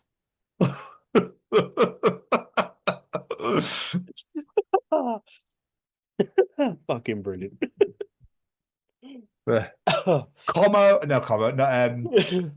Jugo el fútbol el fin de semana. I play football on the weekends. That's all we did. I went to the cinema with my brother. Someone's been doing his Duolingo. Yeah, I have been actually. Actually, that reminds me to do that in a bit. I think I'm on like 1,030 odd days, 1,130 something. I can't even fucking remember anymore. That's impressive. It's one of those things where I'm like, I think I'm more bothered now about not losing the streak than I am about learning Spanish. I was going to say, do you actually know much Spanish from doing it? Duolingo's not the best. It keeps. Do you know what subject I'm on? About how animals are opening windows and closing doors and making cakes. What? Yeah. The dog made a cake. Las vacas. Fucking hell, what's make? Shit. I forgot. Anyway, it's like Las vacas is the cows, and it's like the cows don't make cakes. Like, of course they don't. Because you're a cow making a fucking cake. It'd be smashed to fucking pieces. It'd just destroy the kitchen. Those hooves would just destroy everything. Why are you ever going to need that sentence? I know. The other one is my dog doesn't shower. No, it doesn't. Of course it doesn't. This makes no sense. This is why the owl ran away, isn't it? Like, the dish ran away with the fucking spoon, did it? When did they grow legs? And mind you, they probably invented fucking I invented walking and put it on a plate. I thought it was quite an immersive experience after I took all that LSD. I kept seeing loads of cutlery running away. It was fucking weird. Running with plates and china and all that crockery. And then for some fucking reason, a cow jumped over the moon. I just don't understand what's going on here, you know? Like, so fucking weird. Oh, I need another hit. Fuck me. Oh, why is that cat playing a fiddle? What have I woke up in fucking Narnia? Where the fuck am I? Oh, fucking hell. Oh, look, cow jumping over the moon. Yeah, exactly. Oh, what was the treat? Twitter. People aren't going to know what that means. That was it. No, yeah. Dude, it's going to be scary, man. Like, Facebook eventually has become a whole lot of... Social media's become adverts. Oh, practically fucking... Do you remember when, like, we used to actually put a status up? What are you thinking? Oh God, yeah, I remember I used to say that all the time. And everyone would put lyrics in or something, and you'd actually see people like statuses rather than here's some shampoo. I listened to you earlier. Here's this. I listened to you again on your phone call. Now here's that. Yeah, when we were driving back from Southampton the other day. We were driving through Oxford. I was scrolling through Facebook, and then someone getting adverts of things that are in Oxford. I was like, "What the fuck? Oh, I've been here 2 seconds. Like, this is weird. I don't like it." Yeah, it's fucking now. AI has become like attached to that meta AI and all that bullshit. Yeah. Anyway, Jamie. But yes. Anyway. And finally, what is Callum teaching us this week? We don't really see Ronald McDonald anymore. That's it. That's the truth. You really don't. We don't. It's like he's been done for molesting the Hamburglar or something. Yeah, he's been molesting the Hamburglar. He's been done. Like they try to bring what's the big pink grimace? The grimace. The purple one. Yeah. Yeah. Have a random purple milkshake. No, I'm all right, thanks. It was called the grimace. Yeah, it sounds even worse. I definitely don't want to buy that. Thank you. It was not the right character to name that after, was it? The Grimace. That's not a happy sounding thing. No, I mean, there's no characters anymore anyway. Look at the serials. There's no characters for them anymore. Like, it's almost like everyone's just gone, oh, Tony the Tiger touched me in my wrongy places. In my naughty no-nos. Right, eliminate that. Like, do you know what I mean? I don't know, man. It's insane how bland everything is now. It is. It's boring now. It's like we were going for Asda the other day, and Olivia got really excited over his box of cereal because it had Stitch on it, and I was like, an actual something on a box of cereal attracting kids to buy it. You can have it. Go. You used to get toys in cereal. I used to fucking put my hand right in and go and find it every time. Oh, yeah. £5 notes in crisp packets. Oh yes, I remember that. Like, just where's all that gone? Get those little things you could put on your bike spokes in the packs of cereal. Like, just little shit. Oh yeah, there's weird like ding ding, like they were little plastic bauble things. Like odd. It's like, Mum, can I open the cereal? Why? I want the pencil topper that's inside. Yeah, the troll that hugs it with the weird fucking hair. The excitement we got for some glow-in-the-dark Casper stickers and shit like that. It's like, no, there's nothing, like you say. Like you almost buy food just to eat it these days. Yes, I had a point and I've now completely forgotten what it was. There was a point in my head. They're missing a trick is what I was going to say. Why don't they revert back and start doing it again? Some companies should just come out of nowhere. Oh, but it's because people care about money too much now, don't they? They're not really bothered about the marketing side. It's just there's too much of everything and you can have things now. So do you remember how we used to wait for TV shows? Yeah. Do you remember that? We used to have to wait weekly for stuff. Yeah. Crazy, man. What a world we lived in. And even now, when that is a possibility, you just go, nah, I'll wait till there's like 6 episodes ready and then I'll just binge it at the end. It's fine. Like, no one watches weekly programs now. No, it's almost unheard of, man. We sound like old fuckers. Oh, bloody hell, back in my day, in 90s, like, oh, no, don't be like that now. I was messaging Claire earlier because I got back from work. I fell asleep on the sofa and I was like, I feel much better after having a little nap. I was like, fucking how old am I? Get home from work and I need to have a little nap. Well, that's why I shambled this, because I was literally in my bed watching AEW and I was like, I'm going to have a shower. I can't be on the show like, hello, mate. Yeah, I'm fucking mad. I'm tired, mate. Right. People think they've invented walking. I don't know why. Do you know what I mean? Like, there's no way. You're 2 very tired middle-aged men. Yeah, but things just, I don't know. I don't know why there's no Ramadan anymore. There's no Tony the Tiger. There's no Honey Loops B or the dude from the Sugar Puffs advert, whatever that was. Honey Monster, that was it. Do you know what I mean? There's just nothing anymore. Just Sugar Puffs don't exist anymore. I think they changed the name. Because of sugar. Sugar, yeah, I'm pretty certain they changed the name. Oh, Jesus Christ. I'm not 100%, I might be wrong, but I'm pretty certain they did. So fucking policed. It's weird. Stop taking the fun out of things, for fuck's sake. Yeah, tell me about it, mate. Tell me about it. Anyway, how are you, my friend? I'm good. I'm tired because when aren't I? His 4 o'clock starts when I work early. He's killed me. But you're tired. You've had a fucking week off. I'm back at work and it sucks and I don't want to be. I'm busy and I don't like it. No. Yeah, the past 2 days have just been today was better than yesterday, but like yesterday by 9:30 in the morning, I'd done 5,000 steps. I walked into my boss's office and I was like, can I please just put trackers on these porters? Just put a fucking needle in the back of their head with a tracker, because I'm sick of walking around trying to find people. Oh, I was losing my shit yesterday. I was like, I don't want to be. I've just come back off holiday. The last place you want to go is back to work. And then it's a shit day. Just like, I'm going back on the boat. I'm sick of this. Yeah, but I've just been on my own for 2 days. I feel like you always have much more to do when you're on your own. But yeah, I've got someone with me tomorrow, so tomorrow will be fine. But yeah, I'm good. I'm just tired. What about you? Yeah, well, same. Yesterday was the worst day of my life. We did 85 site tests. 85! What the fuck? 2 people sick. Ooh. And they did 85 site. Like, are you ill? What's wrong with you? There's no accommodating anymore. It's just, no, I want money, thanks. Couldn't give a fuck if you're busy. Fuck. I've never known anything like it. We were all like, I want to go home. Jesus. What, these are pre-booked or just people walking in? This is a mixture of both. 5 clinics, 2 people off, and then it was just horrible. It just didn't stop. It just didn't stop. Wow. To the point where we all started to kill each other because we were just all getting aggy. Oh. So yeah, it's not healthy, man. It's not and it's getting to the point where I'm starting to get really fucking sick of it. Yeah. So yeah, tell me you only care about money without telling me you only care about it, sort of thing. You know, that's what kids say to speak these days. But no, I'm fine, man. Like, you know, I've been coming home. Well, obviously we interviewed last night, and that sort of thing. So it's nice to come back and just decompress. I almost said decompose then. Just wilt away. Just, I want to be no more, thanks.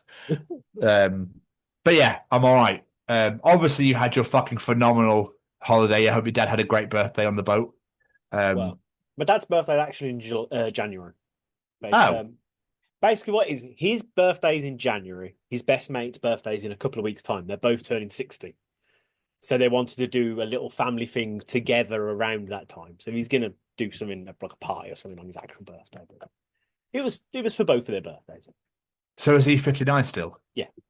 Oh, so 60 next year? Yeah. Right. Okay. Yeah. Okay. Fair. At some point he turns 60, but we win there to celebrate it. I don't know. Fair enough. I suppose you can't really sail to Norway in the fucking January because it'd be ice. Precisely. Yeah. Although I would love to go see that glacier and stuff during the snow. Oh, imagine it's beautiful. Yeah. you think that frostbite will get you, but yeah.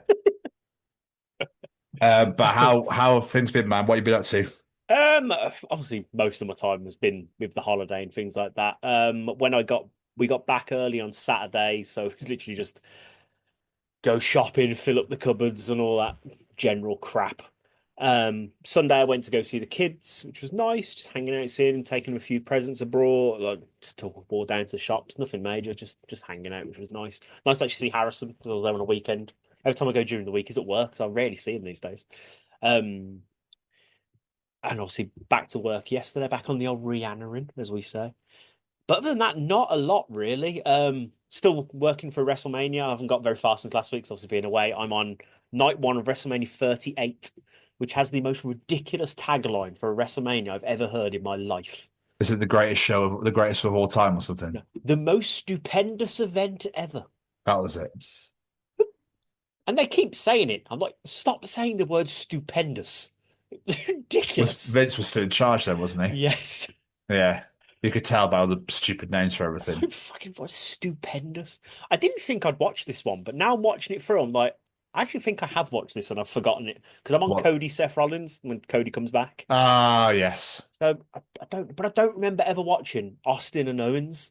So unless I only watched so far or something, I don't know. But yeah, it's pretty good actually. Becky Lynch versus Bianca Belair is a fantastic match. I just finished watching. Yeah, I'm almost there. I don't know what I'm going to do after this one. Tempted to do SummerSlam. Don't know. I'll have a think. I'll have a break from wrestling first, actually. Then I'll go on to SummerSlam. But yeah, that's about it. Because obviously I've been on holiday, so I haven't really done much else other than that, really, which I've already discussed. So what did you do in your week off, sir? I ran it. So anyway, no, I'm joking. Yeah, I literally Rihanna. I had the weekend off for the first time in ever. To which my manager messaged me at 8:30 on Saturday. He went, "Can you come in today?" I was like, "No, no, I can't because I've just done 5 fucking days in a row." Um, it's starting to become very much a I'm being relied on a lot because a lot of people don't do anything sort of scenario. But still, so I've managed to do some of my exams, not many since last week. I've completed all of semester 1, so they're all passed, they're all done. Hey. I'm on semester 2 at the moment. I've passed 2 and 2 under assessment. There's 5 to go. My supervisor leaves the company on Thursday. So they've given me absolutely no time to get anything done. So I've got my new supervisor who's part-time. Oh, for fuck's sake. So I'm like, this is fantastic. They're dying for me to pass so they can utilize me, but they won't give me the time to do my exams to make me pass. So it's just a bit, yeah. Anyway, so I've been doing that. I'm watching AW, obviously. I finished Forbidden Door last night. It was incredible. The main event was unreal, and I'm absolutely gutted I didn't go. But there we are. That's just how it is. But they're doing Collision and Dynamite before World's End in December. So I'm trying to get tickets for that. I've obviously been with Kelly. I saw her Thursday night to watch Aberdeen's second leg in the Europa League. So obviously we had a Europa League qualifier back last Thursday, 2 Thursdays ago, against FCSB, who formerly were known as Steaua Bucharest, before their owner nicked all their rights and fucked off with loads of money. So they had to change their name. What? Yeah, I don't know. We drew 2-2 at home, and I was like, oh, so we're going to Romania, and it's 2-2, and we got dicked 3-0. Oh. And I was like, okay, we're out of the Europa League, fantastic. Well, it's Kelly's to watch it, but I bought us some Mackies, and that was quite nice. So we're playing in the Europa Conference League this season. We've sold really good players and brought nobody in until yesterday, where we brought in Kevin Nisbet, striker from Millwall, and we brought in Jesper Karlsson, who is Karlsson from Bologna, who is a Swedish winger who apparently is mint.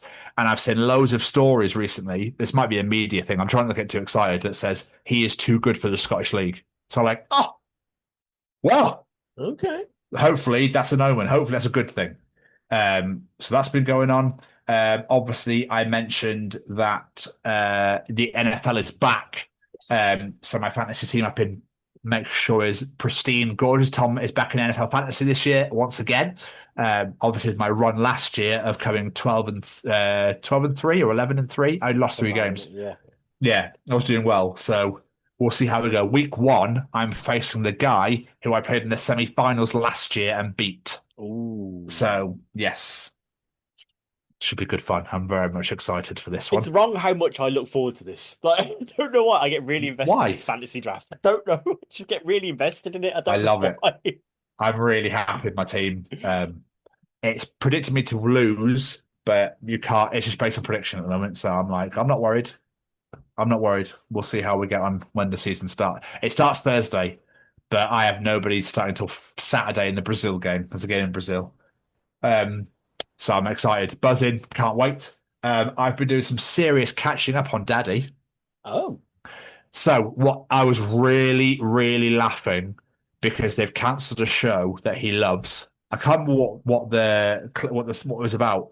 And he was talking about how HBO have cancelled this show that it's like a doctor on a boat or something, and he loves it. It's like Doctor 911 or something. And he was going on for the whole episode about how much he loves this show and this doctor. It's fucking hilarious. And then he started to shit on The Rookie. And I was laughing even more because you've been watching it. And obviously they've renewed it, and he was starting to rip into it, and it's fucking brilliant. So yeah, I thought you'd appreciate it, John. But there's been some amazing moments. I was like 15 episodes behind. It's not been mentioned in a long time. I'm about 9 episodes behind now, but I'm loving it. It's so good. He just rips on Trump every week, and it's fucking great. It's so great. I love everything about it. I love it. I keep seeing clips of Stephen Colbert because obviously everything's happened with him. Like, he just fucking goes for it now. He's like, do you know what? You're going to get rid of me? Fuck you. I'm making it worth my while. They all went, didn't they? John Oliver, I've now forgotten every fucking name. Oh my God, what they all got? Jimmy Fallon, Jimmy Kimmel, all went to his last show, didn't they, in the audience? Did they? Yeah. That's amazing. They're all supporting each other, all of them. That's awesome. I think it's phenomenal. I haven't got to that episode yet, I don't think. I'm in June. I think I'm about to start June for Daddy, so I might be close. I might be close. It's about then, isn't it? Yeah. But absolutely loving that. I'm going to go watch more AEW after this. Me and I went and helped Kelly at work on Sunday. We went to a dog and horse show last weekend. Where she was, obviously her dog used to be a show dog, and her mum used to show dogs all the time. But he's very old now, bless him. And she was very angry about the judge. So she showed him, I think, in 8 different events, and he placed 5th in one and then unplaced in everything else. And she was quite annoyed about it. But, he's old now. Do you know what I mean? It's just like, she was explaining that he can't really walk well anymore, and this judge has been a bit of a knob. So there we are. So we did that. We went to Kingfisher on the Quay on Saturday for lunch in Camberley, which is a restaurant on the Quay. It was really, really nice. Had the burger was disappointing. I was so pissed off. Oh, really? What? I was expecting burger, and I got burger. Want a bit burger. I think they made up for it with the fucking chip. The chips like chips. It's like burger chips. So I ate the chips first. Was like, oh, now I've got this pathetic little thing. It's funny because I know exactly what you mean, and that was the greatest way to describe it ever. The lemon meringue was really nice. They ruined it with raspberry coulis, but the lemon meringue was good. But I didn't know there was ice cream in the middle, so I was like, freeze. I didn't know there was ice cream in the middle. I was happily eating away. They got very cold very quick. So we did that, and then she let me watch football for a good few hours on Saturday. Bless her. She's been amazing in the past couple of weeks. She's been amazing anyway, but she's been like extra amazing. It's a wallpaper. She owes it you. Oh God, thank fuck that's finished. That's all I can say. Thank fucking. Should I do upstairs? I'm like, love, can we have a week off? Can I have some time to just recuperate? But then I saw Luke from Defects play. He's becoming the go-to wallpaper, and I'm like, mate, you can come and fucking wallpaper my missus upstairs. Because fuck am I doing that again? I'm just going to paint from now on. Then I watched Rangers Celtic on Sunday after I helped her at work, and then we watched a documentary on Netflix called Unknown Number. Have you seen this yet? It's like number 2 or number 1 in that. Mate, if you thought Sweet Bobby was mental, holy fucking shit. Okay. It's called Unknown Number, a real catfish story or something. And the text messages in it are real. The real messages are posted in the documentary. Oh my God. That's all I'm going to say. Watch it. It's fucking batshit. You two love you some catfish stuff, don't you? Kelly loves her documentaries and loves her crime and thrillers and loves that stuff, and then goes, we're going to watch this, Bella. I'm like, okay. It's basically how I make her watch football, so she makes me watch documentaries. I think that's fair game. Yeah. Oh, that's fair, yeah. Better than making Love Island or something. Well, that's also happened, but I think I had to watch 1 or 2. I managed to survive the rest of it. That goes on for like 3 years, that series.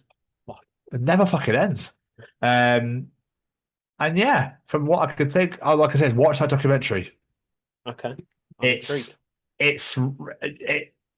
I guessed who it was, but they're clever. Okay. So yeah, man, that's pretty much, as far as I can remember, been my week. And we're all caught up, my friend. Absolutely. But before your glorious journal, single of the week? Well, yeah, I was going to go for it, but... okay, sorry. It's because that's what I was going to... Fucking hell. Sorry. Single of the week, I guess. So, my single of the week, Jamie... no, I'm joking. My single of the week comes from our wonderful friend of the show, my best friend, one of my closest friends. He's released his brand new single, Violet, by Say We Can Fly. I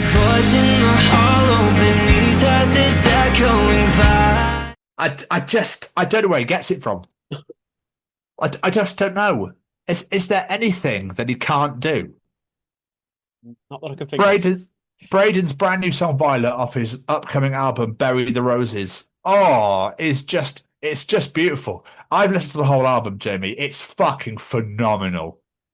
No, he was like, "Can you check this out, please, and let me know?" I was like, "Yeah, gold, just gold." I don't know what you want me to tell you. It's fucking incredible. But Violet's one of my favorite songs. So when I first listened to the album, I was like, "I absolutely love it. Absolutely love that song." It's my single of the week without fail. His brand new album is out October 24th. Play it pre-sale on Spotify, please. Go follow Amber Forest Pictures Podcast on Instagram and all over YouTube. Subscribe.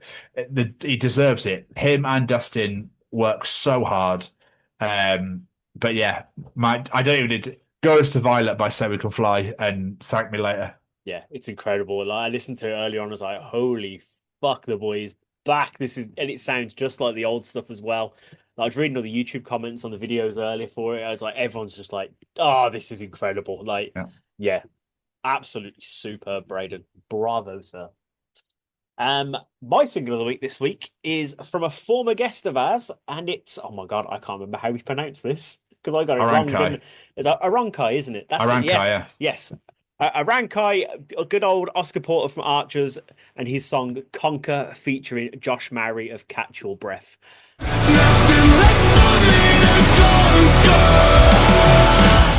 This is really damn good. Like, I liked what I heard of the old stuff when we were doing research for the show, but this song is another level. This is so good.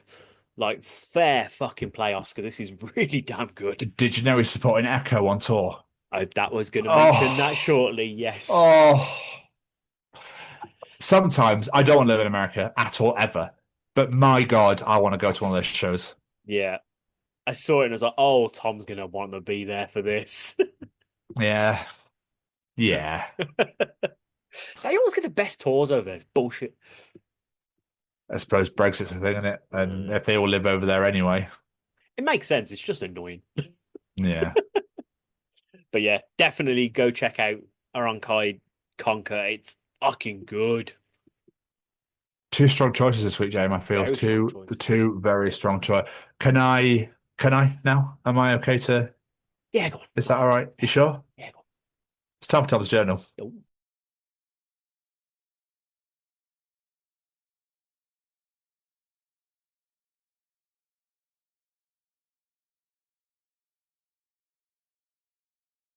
Jamie, welcome to another edition of Tom's Journal. So, do you remember how well our Thornback Doomwitch video did? Yes, TikTok loved that video. Yes, well, I'm going to bring you another one. Oh, God, okay. So, a side chick is a young girl between the ages of 19 and 25. If you are 26 to 40, you are a side hen. All right? Wow. Fucking have some of that. 31 and above, however, you don't sneak around anymore. You stride in with confidence. You're now a majestic side ostrich. That is phenomenal. What was the age for that one, sorry? 41 and above. That's incredible. Obviously, it's a piss take. Obviously, yeah. It's just fucking great, though. So side ostrich. So, I just been in to get a meal deal with my mate. He got a cheese-only sandwich, ready salted crisps, and a sparkling water. I told him I left my wallet in the car, went home, fucking weirdo. What the fucking freak? No one does that. No, exactly. Oh, sparkling water alone is worth abandoning someone. Ugh. I only like sparkling water when it's flavoured. Yeah, that's fine. That's fine. I had rhubarb water earlier with apple. Oh, yum, yum, yum, yum, yum. It was very, very nice. That's how I put it that way. It just says incredibly tart on the can. I was like, okay. Great description. Oh, I just had a thought. But unfortunately, I've had a second thought and they've ricocheted off each other. Now I can't find either anymore. The annoying thing is, when you said that originally, I thought you literally had a thought then, not that you were carrying on the journal. I realised what you're doing. I was like, oh, okay. Spilling a full drink that you've just paid for is the adult equivalent of letting go of a balloon. Yes, it is. I like that. Oh. Apart from when you let go of the balloon, you don't have half the room go. Oh, there was some Wetherspoons. Sorry, fuckers. Jamie, I saw a bloke on the tube at 7:30 a.m. peel the cover off a Sainsbury's trifle. People were watching, interested to see how he'd approach it. He got out a large dairy milk fruit and nut bar from his pocket, unwrapped it, and used it as a spoon to eat the trifle. Sensational viewing. Oh. Replace the fruit and nut with a normal dairy milk, and I'm in. I mean, I'm out completely. I hate trifle and I hate fruit and nuts. So, but I haven't had trifle in years. Unbelievable scenes. Unbelievable scenes. I hate trifle. What about trifle don't you like? I'm not a big fan of custard, and then it's with jam, and it's a bit of a combo that I'm like, nah, not for me. Yeah, so please don't join in. Okay? Well, you can tell by the way I use my walk, I'm a chicken man. Bog gawk a gawk. Well, I couldn't have joined in anyway, because that's not where I saw that going in the slightest. Oh, this has got to be one of my favourite entries of all time. Oh, okay. And I think you're going to love it. So, my mum was too embarrassed to tell the vet our tortoise was called Voldemort. So she just said his name was Susan.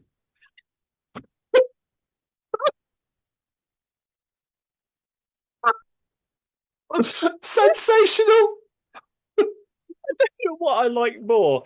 The fact they named it Voldemort. What a fucking great name. Or the fact they landed on Susan. Yeah. What's the name of this male tortoise? Susan. She obviously panicked. Fucking brilliant. And the name? Susan. So you felt it's like the neighbour's name or something, or a sister's name. I bet. That reminds me of John English too, and it's my favourite scenes ever, where he's on the plane with Daniel Kaluuya sat next to him, and it's a Chinese guy, and he's trying to find that emblem. Have you seen John English too? A long time ago. When they've got some mechanized key that unlocks like a special loads of like treasure for somewhere, and they're on the plane flying back because they've got hold of it.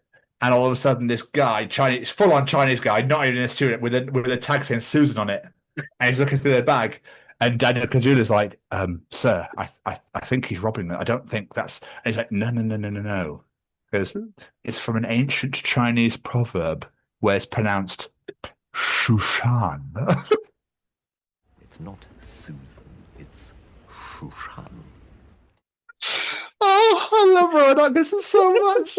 So good. Oh, it's one of my favourite scenes of that film. I'm gonna have to watch after this, I think. Just for that clip. Just that clip is so good. Oh, I haven't seen the Johnny English films fucking forever. I haven't seen the third one. I've never seen it. I really want to see it. Because obviously Ben Miller's back in it as well. So as Boff, I just have to. Me breaks enemy's neck to save ammo. Everyone else at the laser tag. Fucking hell.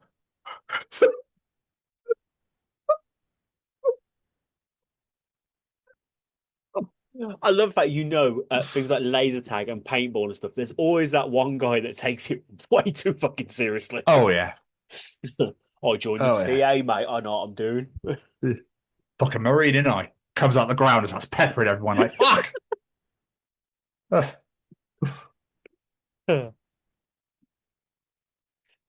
The way white British people cuss people out on this app is so fucking funny. My manager called someone a bungalow the other day. I scratched my head for time before realising it means there's nothing upstairs.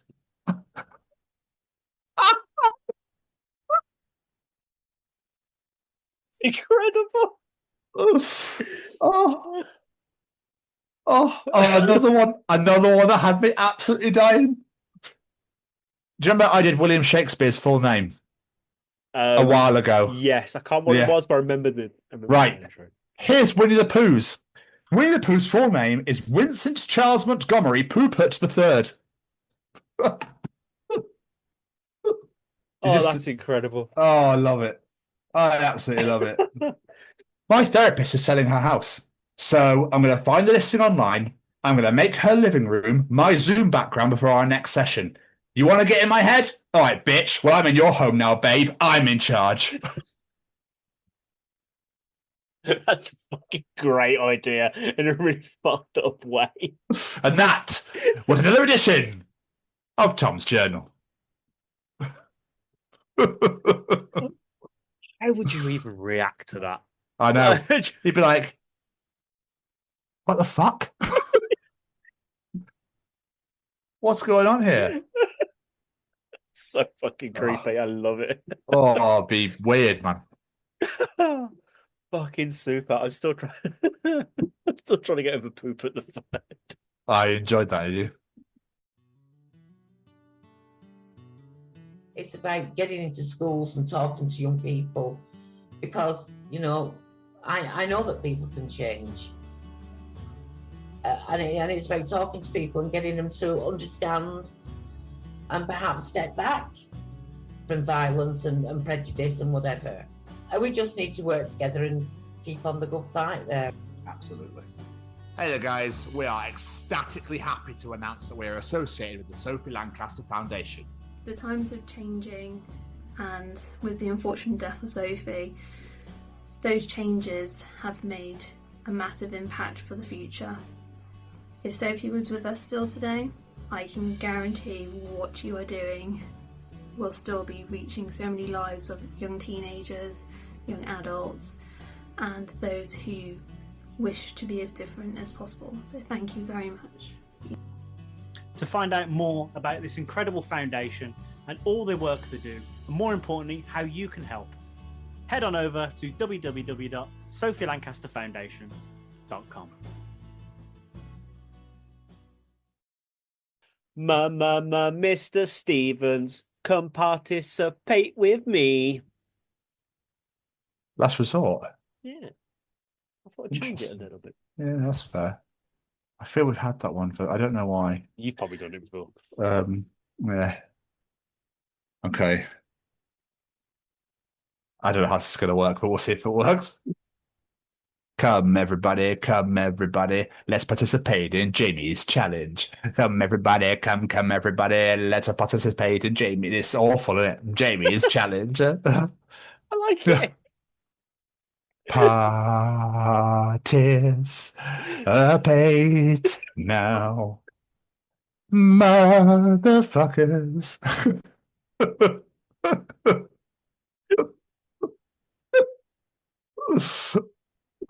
To follow up on that. Oh, fuck it. Let's just go. I can't follow that. Oh, God. This is a very silly edition. Participate, bitch. Participate. Come on, motherfuckers. Participate. It's Jamie's challenge, motherfuckers. Assault. Participate.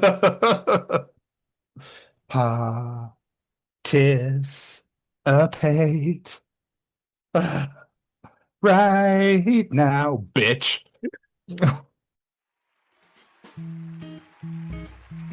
Ladies and gentlemen, it's time to participate in Jamie's participation challenge. Oh, I appreciate it. It's like, as soon as I compose myself, you do it again. Right.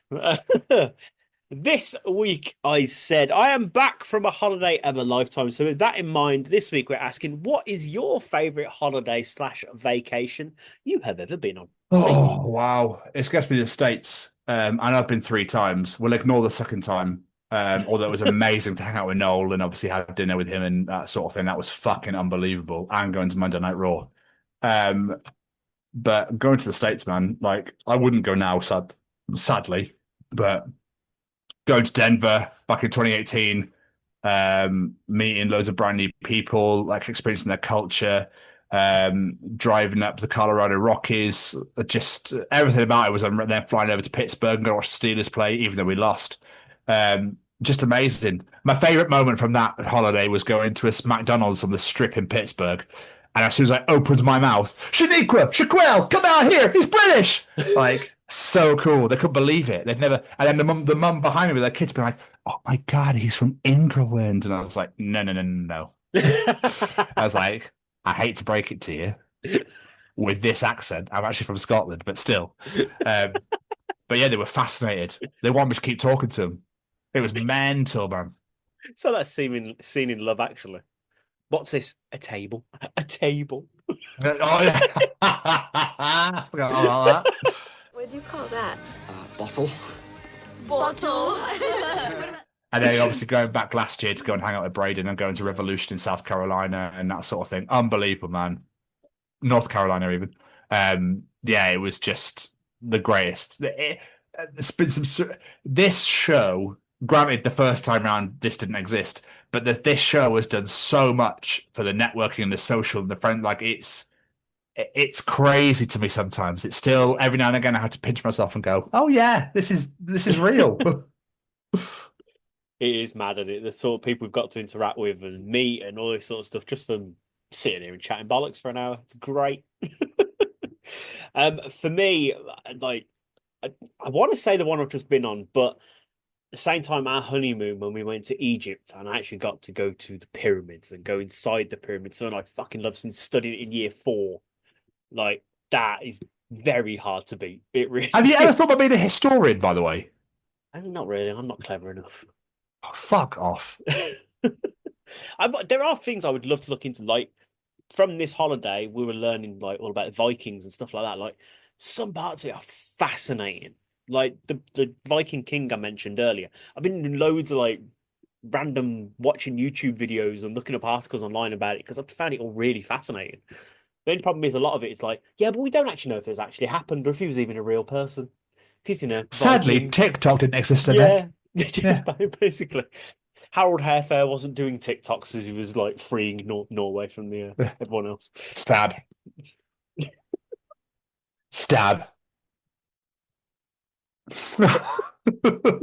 Viking TikTok, I love it. Yeah, brilliant. But let's get some audience answers. Unfortunately, because I've only come back from holiday late and I didn't get this out in much time to get many answers. So there isn't much, but I will read out what we've got. So on TikTok, Dan of Clan B says, we did Cuba, Guatemala. It says Guadalajara. Oh. Unless it's a spelling mistake and it's supposed to be Guatemala. I don't know.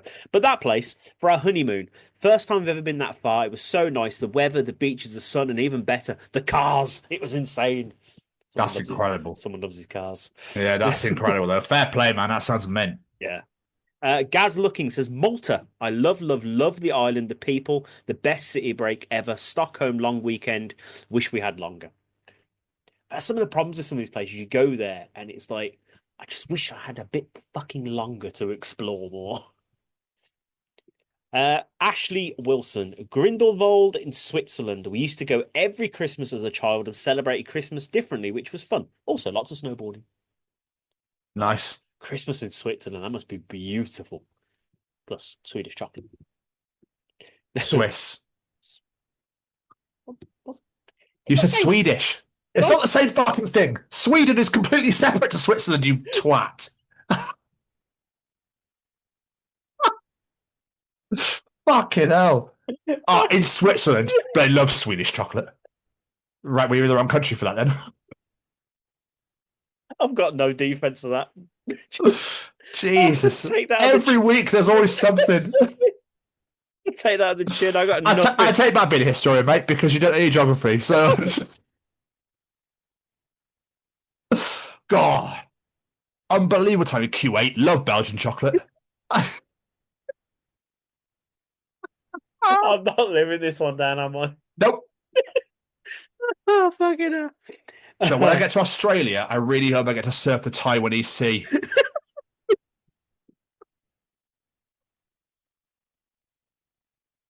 Sorry, please continue. Oh, Jesus Christ.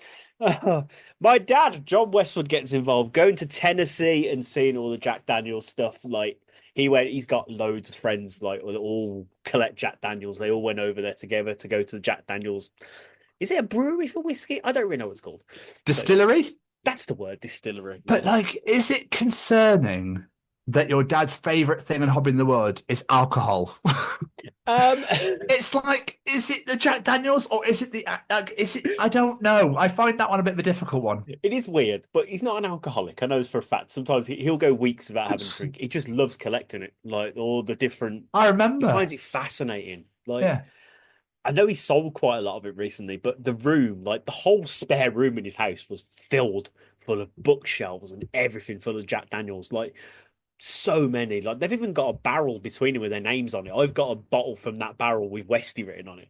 Like, it's really cool, but it's mental, the things people will buy. When I drank and you got me that whiskey for being your best man, it was one of the most beautiful things I've ever drank in my life. What about that? It was, I think the bottle is still somewhere. Like, unbelievable. Yeah, because got written on the bottle, didn't we? Yeah, delicious. Oh. Janet Bowen, quite jealous of this one. Paris and a safari holiday in Kenya. Oh, wow. That must be amazing. The fact it's impossible to choose. Paris or a safari holiday in Kenya? It's got to be Kenya, surely. Fuck France. Yeah, fuck France. John Johnstone, you romantic godfather of mine. Everywhere that me and my wife get to spend us time. You sweet bastard, you. Graham White, Canada. Canada is ace. Yeah, I mean, that doesn't... Yeah, of course it is. Yeah, that's my dream. I've only been in two, not hotels, two airports over there, Edmonton and Calgary. And Calgary was amazing. This girl, bless her, was sat opposite me. She was like, would you like a maple syrup sweet? I was like, yes, I would. Thank you so much. And so I started talking. Yeah, I know. So I started talking. She was like, oh my God, you're British. And then that was it. So what was even weirder was a Scottish guy who sat behind me. So we always find each other, mate. Look at trees. Yeah. Look at trees. That was fucking amazing. That was. Sorry, carry on. I've got one more for you. Last but not least, Ruby Gore. She says, I went to Hawaii and then went on to Vegas and then went on to Miami. And from Miami, then got on board the Kiss Cruise. And this was back in 2013. Belter of a holiday. Fucking right, what a holiday that must have been. Hawaii, incredible, unbelievable. Vegas, yeah, cool. Miami must be really nice. After that, whatever. Just had to get the dig in, didn't you?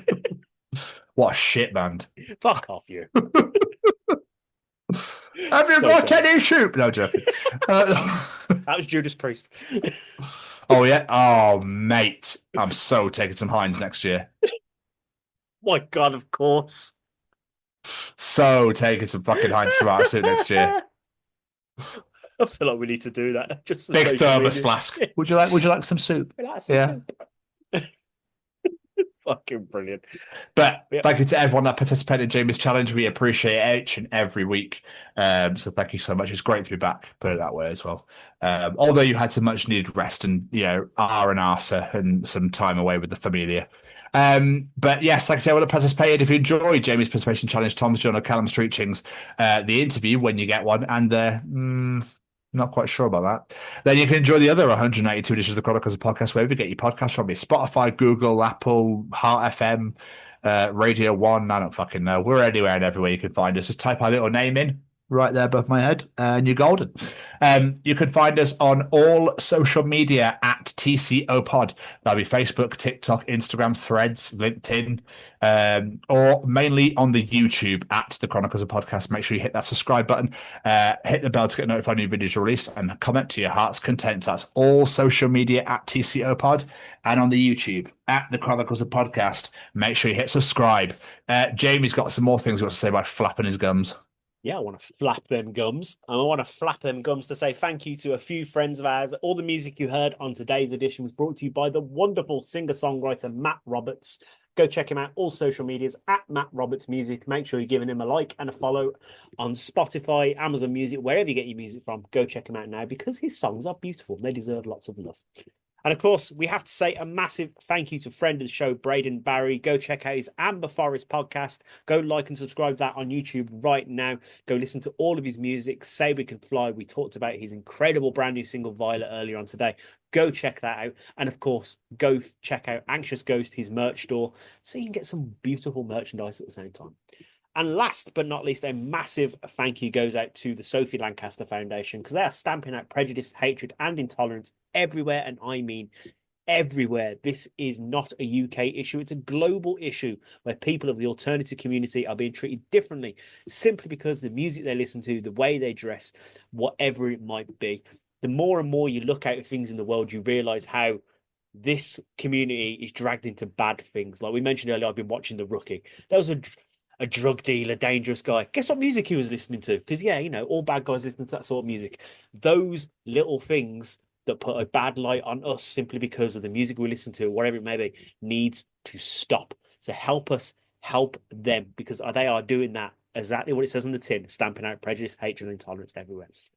If you're not familiar with Sophie's story, please head on over to sophielancasterfoundation.com, and while you're there, click on ACT, Alternative Communities Together. It's part of the National Lotteries Communities Fund. Please go check it out now and find out what you can do to help us help them. And last but not least, massive thank you to this beautiful bastard right here.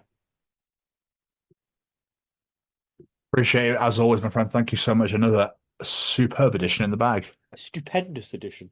Ah, don't. That made me feel a bit weird. Especially to these sticks that I now know apparently could do something called walking. I'm going to have to try that out. Very I'm going to try it out. It says, yeah, apparently, yeah. It can be. As long as I put no music on, don't do anything, and make sure the cars will fucking shut the fuck up, I can enjoy a silent one as well. So, but still, dear Lord. I know. Massive thank you to Faun, to Stephan, and to Adaya for joining us. It's absolute. I know you were shattered, bless you, for chatting to us on this week's edition. Make sure you go and listen to HEX as it's out right now. And as for this week, we will see you all next week for the Chronicles of 1056. Goodbye, everybody. Huzzah! Bye!